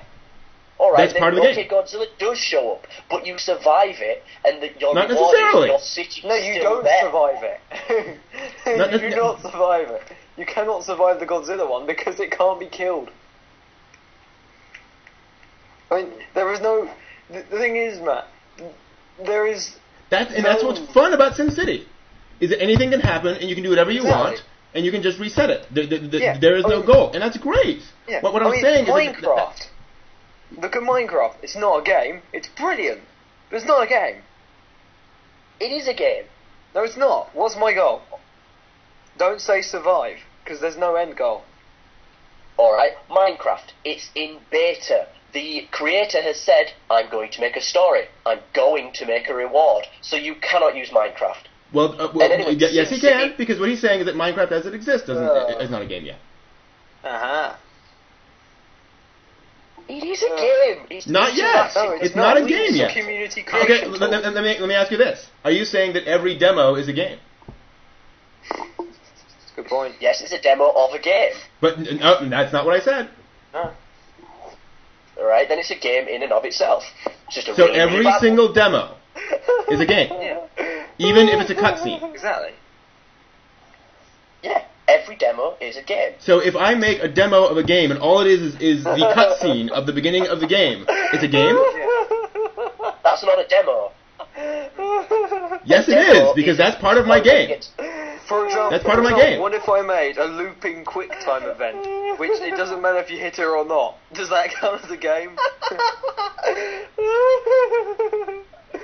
Okay, I'm going to talk to the adult now, Brent, because he's the one that's talking properly. Well, I'm talking properly as well. You're the one who's delirious. Go ahead, Matt. Miniman, you're coming up with random examples and just trying to make a fool of me. Brent is actually having a discussion with me. I want to say one thing. Zan, hold on. Let Matt speak. Go ahead. Right. SimCity is a game because you were constantly doing something. You were constantly trying I'm not. to survive. No, I'm not. I don't have to. I'm constantly trying to survive so I can get Godzilla to kill me. I do not have to do anything in SimCity for things to happen. For example, that's like saying ONV is a game and the reward is to hear Zan's awesome new laugh. Can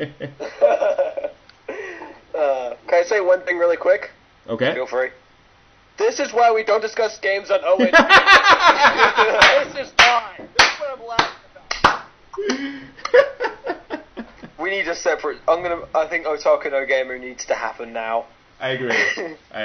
This is good discussion. I'm glad we're having it. I mean, this is what we need to,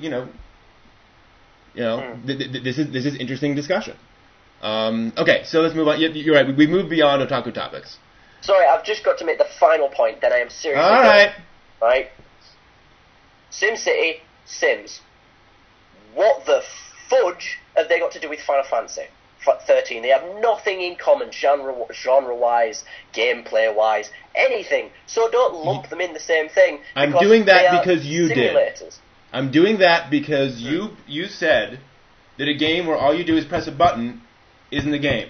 So I gave you an example of something else in which has a similar mechanic. That's what I'm trying to say. You brought up the fact that it wasn't a game, so I was trying to define what a game was. You can't define a game, but you can define what is not a game, and what is not a game is. Well, if you can define what is not a game, why can't you define what is a game by eliminating all the what's not? Because it's too bloody big to do in a segment where we need to move on.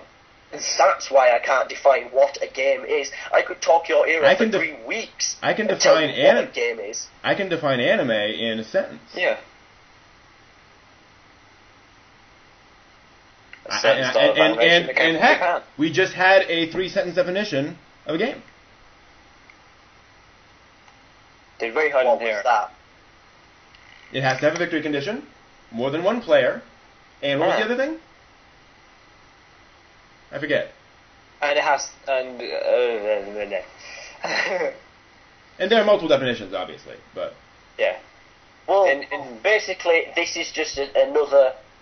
I like Xbox, I like PS3 kind of thing. No, it's not. No, it's not. No, it's a flame war. Let me finish. Okay.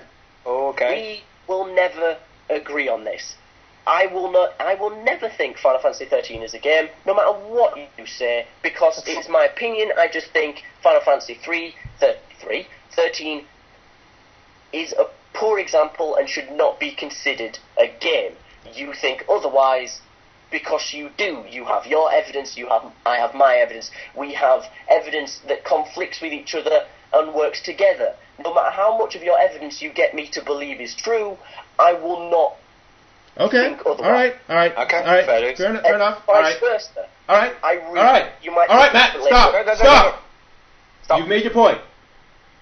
No more. It's okay. interesting the fact that I'm the new gaming guy on Matt's Life in Tim's of Anime. Okay. No. Stop. We're moving on. Okay. You understand each other. Great. I am now stepping in as the head of Otaku no Video and saying we're stopping and moving on. Alright. So, Tokyopop is publishing novels on e-readers, possibly. They may. They want to, possibly. One of the difficult parts of the story, actually, is we're really unclear as to the exact specifics. But basically, they have stated that they really want to... basically, their light novel sales are not hot. Particularly Full Metal Panic is not selling very well. But the 4th volume is doing better. As I said, it might change some minds. It's currently available, actually, via print on demand, which is interesting. But on their Thursday post, they addressed fan suggestions to put the manga on e-reader devices.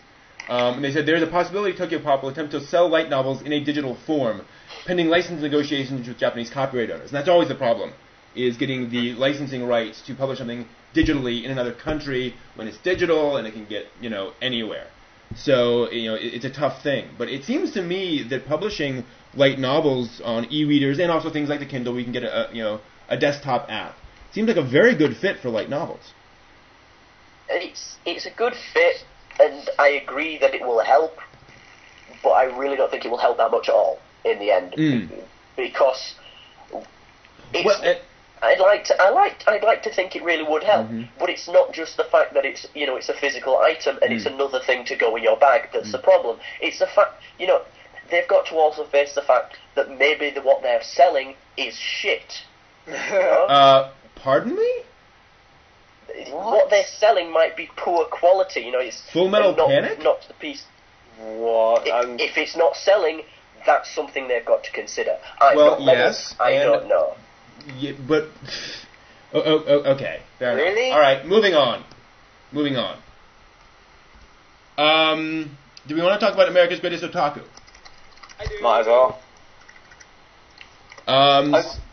Just a quick thing on what Matt said just a second ago, though.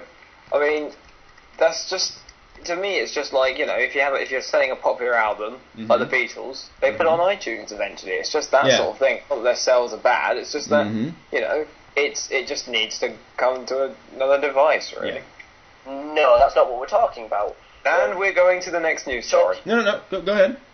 Tokyopop has said their sales are down. Mm-hmm. No one has ever said that the Beatles sales are down, and there is never. And if something is not selling, I'm not saying their stuff is bad. I'm just saying they've got to consider that that's why it's not selling. And Matt, what makes you think they don't? How is that relevant? What makes you think that they are sitting there thinking our stuff, that can't possibly be the reason? In the end, is there a chance they're going to get money out of it? Yes. So. I mean, I ask because that's an awfully insulting thing to say about these people. You're basically saying they obviously are, not obviously, but that is a concern and they must not be thinking about it at all. What makes you think that? Trying to think of how to word it. I mean, it's kind of like saying, well, they better make sure they price it right. Well, yeah. Right, honestly, I will admit, I honestly can't think of a response. Okay. All right. So, America's Greatest Otaku on Hulu. This thing, I'm actually not too familiar with what this is. But basically, Tokyopop went around to various anime cons in the U.S., I believe. Yes, the U.S. 20 different anime cons. And we've interviewed various otaku and talked to them. And I'm not sure exactly what they did with them. They're making it sound kind of like a reality show, but I don't think it was. I think it's basically a documentary about the otaku lifestyle. So I think they're basically just interviewing and saying, what do you do? How much anime do you have? What do you watch? Things like that. And they're looking for the person who's the most intense? I don't know. There's always going to be that one person who just makes us all look bad. Yeah, that's what I'm afraid. Well, it's done by Tokyopop. So that's the interesting thing, is that what is their angle on this? I really don't understand. It's very odd. Because to me, like, calling it America's Greatest Otaku and it being a documentary sounds like those really known documentaries where it's just like, I don't know, if it was like, if it was called America's Greatest Gamer, it would just be to find the nerdiest man they could. And then just sort of go, he plays 20 hours a day, look at him with disgust, hate his face. And I don't know, I mean, I know it's maybe what I'm talking about, but, I mean, sometimes, also when you try and do stuff like this, it's still very easy to accidentally get the bad angle. You can sometimes accidentally. So I think it's a case of we have to wait and see. I mean, it could turn out horrible. Mm-hmm. Yeah. Two things I like to say. Sorry, go ahead. One, I have no idea how exactly they're supposed to grade that, and two, I'm already America's Greatest Otaku, so I don't need to watch it. I will be the Ota King! Brent. Yeah. Did you say you... I'm going to confirm this before I say anything. Did you say you don't understand their angle? Yes, I don't understand their angle. Well, their angle's obvious. Okay. This could be you, simply. Buy more manga, buy more anime, be obsessed. This could be you. Done. I don't understand how that's an angle. Yeah, I'm not getting it. They're showing... Okay. Sorry, go ahead, Miniman. But is it like, this could be you, or this could be you? Yeah. Look at him. Hate his face. Well, they wouldn't use greatest otaku. Yeah, true. I mean, again, I'm extrapolating from the title. Are you sure? But, well, yes, I'm taking the information from the title, so yes, I am extrapolating. But, alright, let's just take it from the two perspectives. Okay. First perspective is they're praising the person. Their angle is, this could be you. Well, you are hailed as a great man, a great otaku. You are hailed as the best. So that's the message they're trying to pass on to the viewer, is what you're saying. Well, that could be one of the angles. Okay. Because if people think that doing this sort of stuff makes them listed as a potential greatest otaku, of course they're going to buy more. Of course they're going to do more. Of course they're going to be more open about the fact that they're an otaku. That's the thing, though, and that I apologize. I didn't explain myself properly. When I meant with their angle, I meant why does Tokyopop think this is going to translate to better sales? And I don't think that, and I don't think that necessarily saying, this is an amazing otaku because he has all this stuff will necessarily mean people will go out and buy stuff. That's my question, is where the logic is. And I see where you're coming from there, Matt. Maybe that is the idea that when people see, my gosh, people have these huge collections. But with TV shows like that, I think a lot of times when folks see that, they say, wow, that's amazing, that's huge, I'll never be like that. Then it's like it'll work on some people, but not on everyone. On some people, seeing how big their collection is compared to theirs will invoke jealousy. Yeah, for some people, seeing that this person is on TV, they're on TV for being an otaku, just for buying stuff that will make them buy more. Some people will watch it, go, wow, that's pretty cool. That guy's dedicated. Yeah.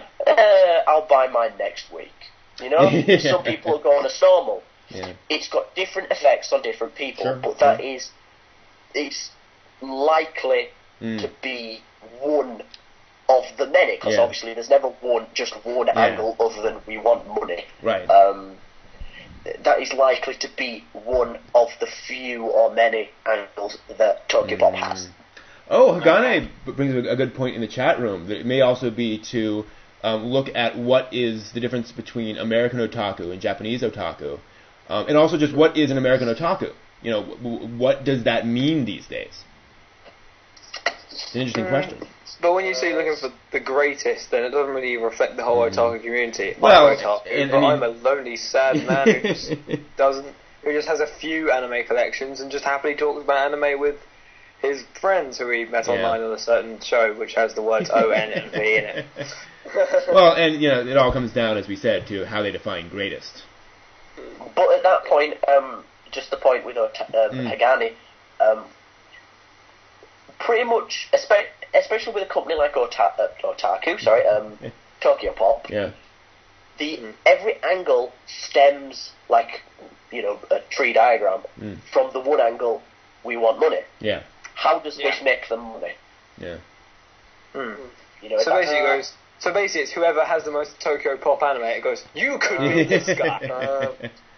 Hey guys, here's how I see it. I see it completely as a reality show, actually, and here's what I think their angle is. Okay. They probably had this at panels, like, how you get the guy when you go to a convention, and probably in the guy was like, America's Greatest Otaku, it could be you. You show up to that panel, they probably have otaku show up, and they have quiz show. What do they have quiz show about? About anime and manga. Anime and manga published by Tokyopop. There you go.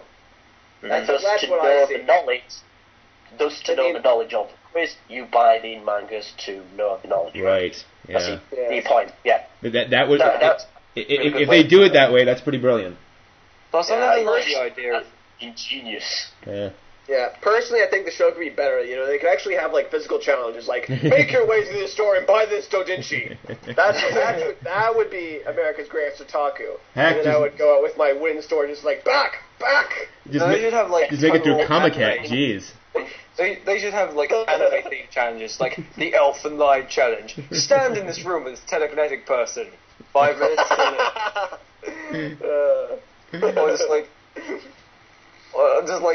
You could just have some great fun with that.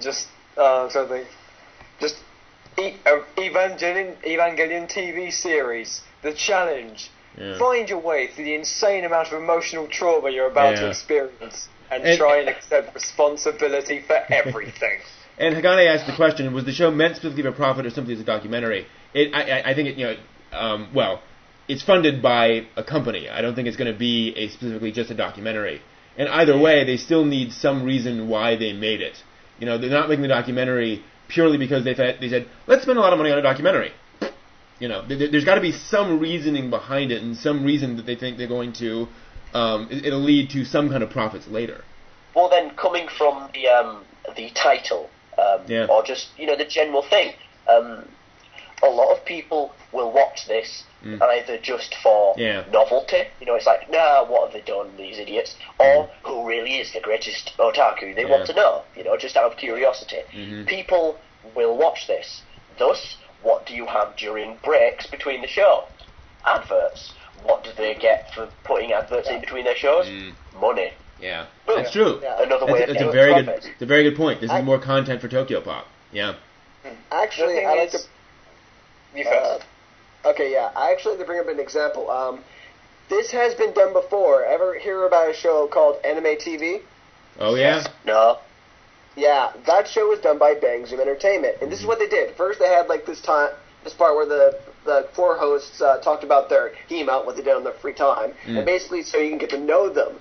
Then what they did is they had them review an anime, and not just any anime, a Bang Zoom Entertainment anime. Yeah. Why? Because the show was done by Bang Zoom Entertainment. Mm-hmm. Yeah. Yeah.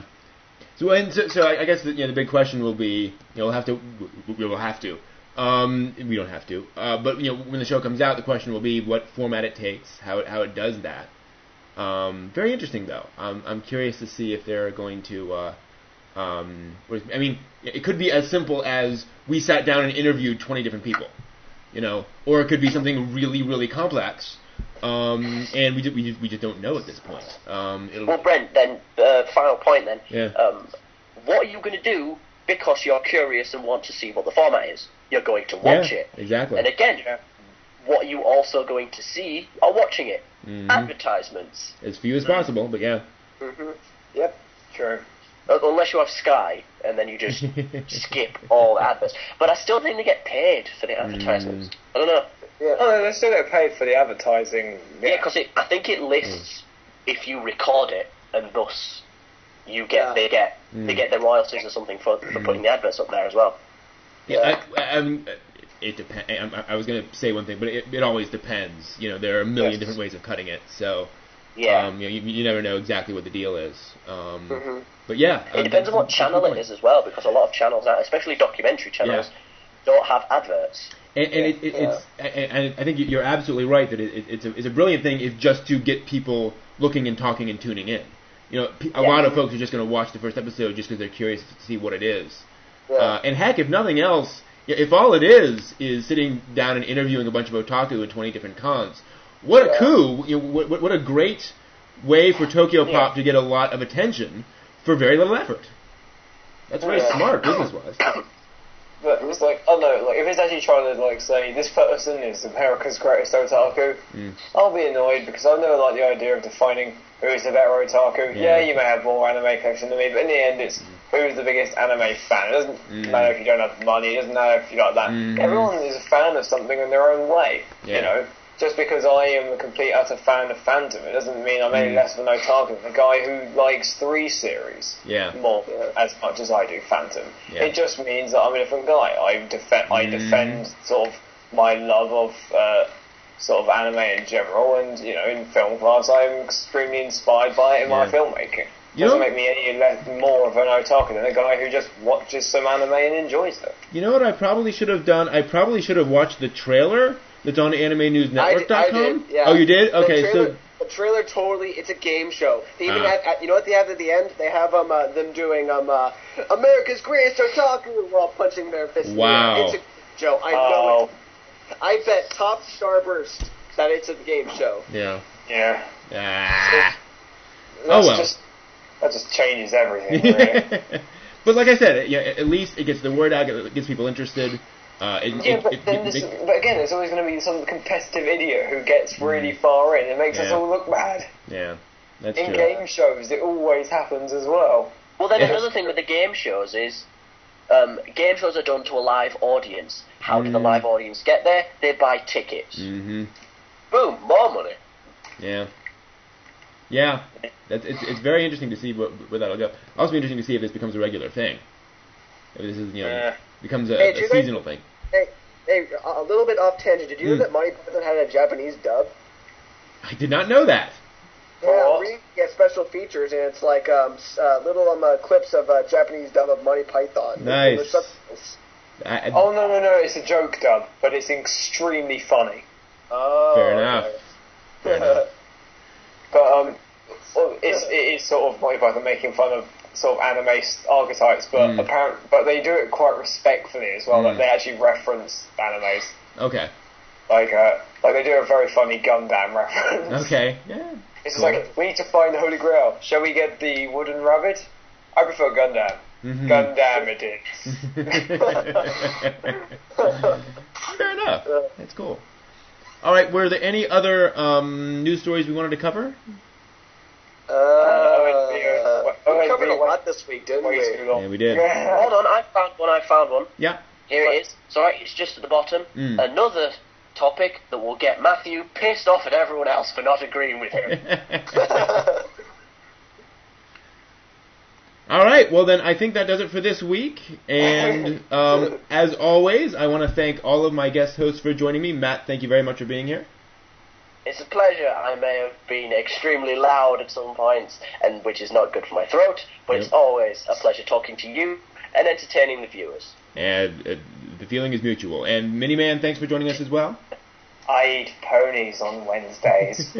And Zan, thank you as well. Why did I say that? Oh, what the hell? Come on, we must be catching Matt's cold. 1, 2, 3. Macaroons. That's sad. But anyways, Zan, thanks for joining us. Yeah, no problem. And remember, everyone, to all you good boys and girls watching out there, this is why ONB doesn't review games. And actually, that should be the title, Why We Don't Review Games. Yes, I think we got it. That's going to be 2 for 2 for me. And actually, before I sign off, I do want to point out, I want to thank all three of you for these discussions, because I'm very happy that the three of us are able to get into heated debates and discussions, and that's okay. Yeah. You know, I'm so... I don't hate any of you. Exactly. Unlike most of my arguments. And then that's the thing, is I want people to understand that people can get into these sorts of discussions and these sorts of debates, and it can get really heated, and we can have really strong opinions. If you guys have ever seen some of the behind-the-scenes shots at Pixar, when they're talking about movies, they get really upset about things because they frickin' believe in this stuff. And I want us to be able to do that and get emotional and really feel strongly about it, and that's fine. That's cool. Yeah. Well, the thing is, the point is, the reason that Otaku News Live works is A, because of discussion, and B, it proves something. Us Otaku aren't all the same. Yes! That's something that everyone seems to not get across, especially in England. People think, we're all the same, we're all sicklers, No, we're not. We have fun, and we have different opinions. Not all of us are going to like Phantom. It doesn't mean I can't have it as my favourite series. Exactly. And thank you, X. Question of the week. My apologies. Oh yeah, that's question of the week. So the question of the week from last week is that in a couple of years will be the 100th anniversary of the making of animation in Japan. 2017. 2017. So the question is, what would you do? What big thing would you do publicly to celebrate that anniversary? And it has to be something that benefits the public, not you. And so I've gotten a few different responses on this. Harun Ali just sent something in a little earlier, saying he loves to set up a public opening or con so people can come and learn the history of anime and how it's evolved over the years. Awesome. I'd also like you do that. Yeah, I'd like it to be like a museum, so people there, otaku or not, can come to learn about anime. For example, you could have small cinemas showing montages of anime and certain anime of certain eras. So this is the 1980s, 1990s. A timeline so folks can see how anime started, displaying anime cells and the process and so forth and so on. That's a really neat idea. Let's see what else I've got here that came in.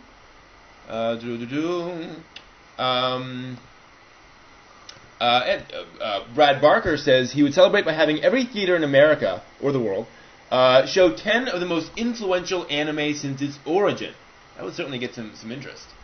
And that actually, I'm looking back through, I think that was it in terms of folks' responses. So, what do you guys think? What would you do?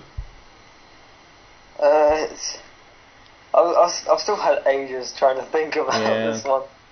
Well, I do have one if, Miniman, you're not sure. Do you have one, or...?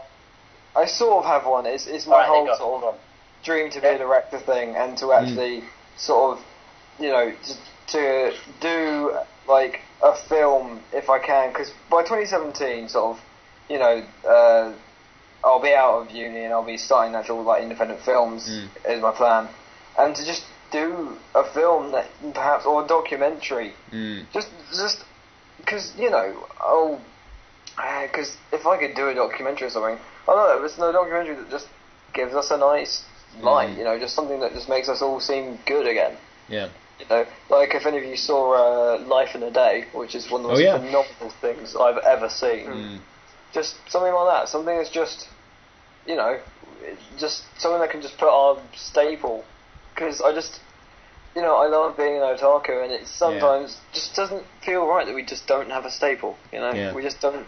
People just know us as those guys, those weirdos, and it'd just be nice to do a documentary and for like on a BBC or something, not for me or not for profit, just for us.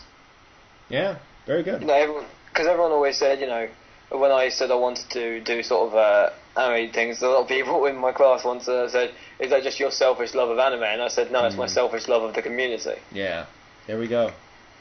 Nice, Matt. How about you? Well, from the responses so far, it seems to have been like benefit in the way that it kind of teaches others about anime and brings more people in. But I think on that one day or that 1 year, it would be the time to, instead of focusing on getting new people, just show the people you already have that you love them. Nice. Because what my idea is very similar to, you know, my manga one, but, you know, this time it's on land. In the fact that you simply just travel from city to city, from America, then to England, then to Japan, and just have a party. You know, just everyone cosplays, there's prizes, there's a raffle, there's dancing, there's music, there's anime showings, everything. You know, and what people take away from that, it's not exactly anything tangible, but happy memories. You know, it's happy memories are important. You know, it's something that it's a time to just have fun. You know, to say anime has been alive for 100 years. Start fecking dancing. You know? It's the perfect time to forget about everything else. Forget the anime industry is not doing too well. You know, forget that. You know, you love anime. Show how much you love it this year. Yeah.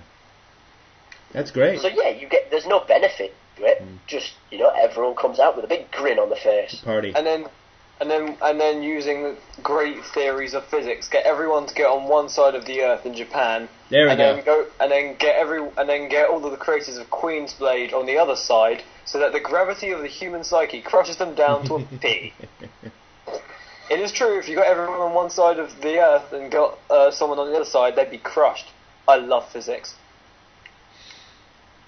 Yeah. You know it works.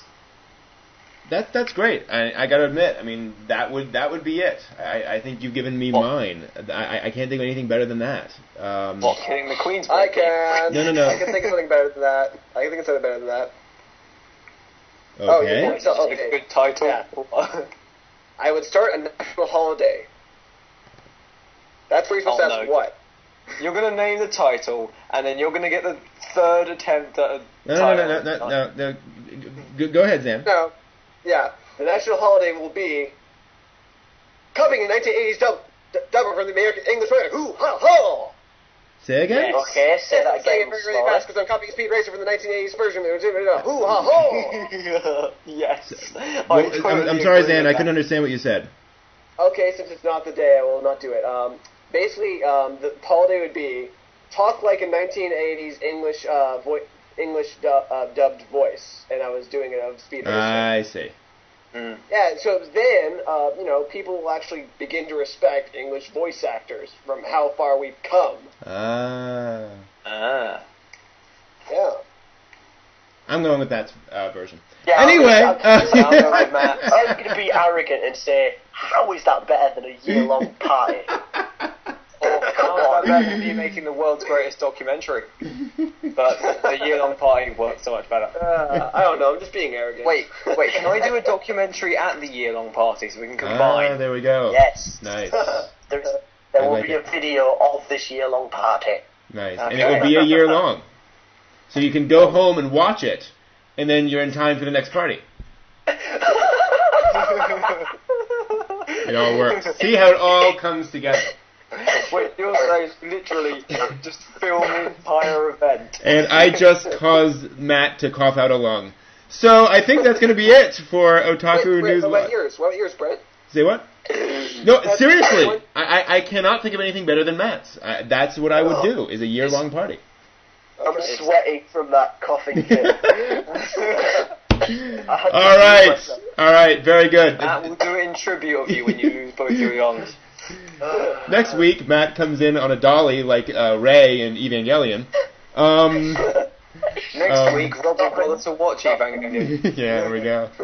All right, so thank you all for joining me. That is Otaku News Live for this week, and we will be back next week with more great stuff to talk about and more discussion. And thanks, y'all. See you next time. See ya. Arigato. Bye-bye. Oh, and question of the week. Oh, dang it! Next week's question of the week. We tricked you. You thought it was over, but okay. it's not. So I don't know how I'm going to do this. Really. All right. So yes. So I'm going to keep all this in, and the question of the week for next week is: how many anime DVDs do you own? 1, 2, 3, 4, 5, 6, 7, 8, 9, 10, 11, 12. Wait, does a box set count as one? No, actual discs. Okay, wait. 1, 2, 3, 4, 5, 6, 7, 8. 9, We'll 10, answer 11, it next week. We've been going on long enough this week. 17. I win. All right. 17. Just all right. See y'all. 5, 1, 17.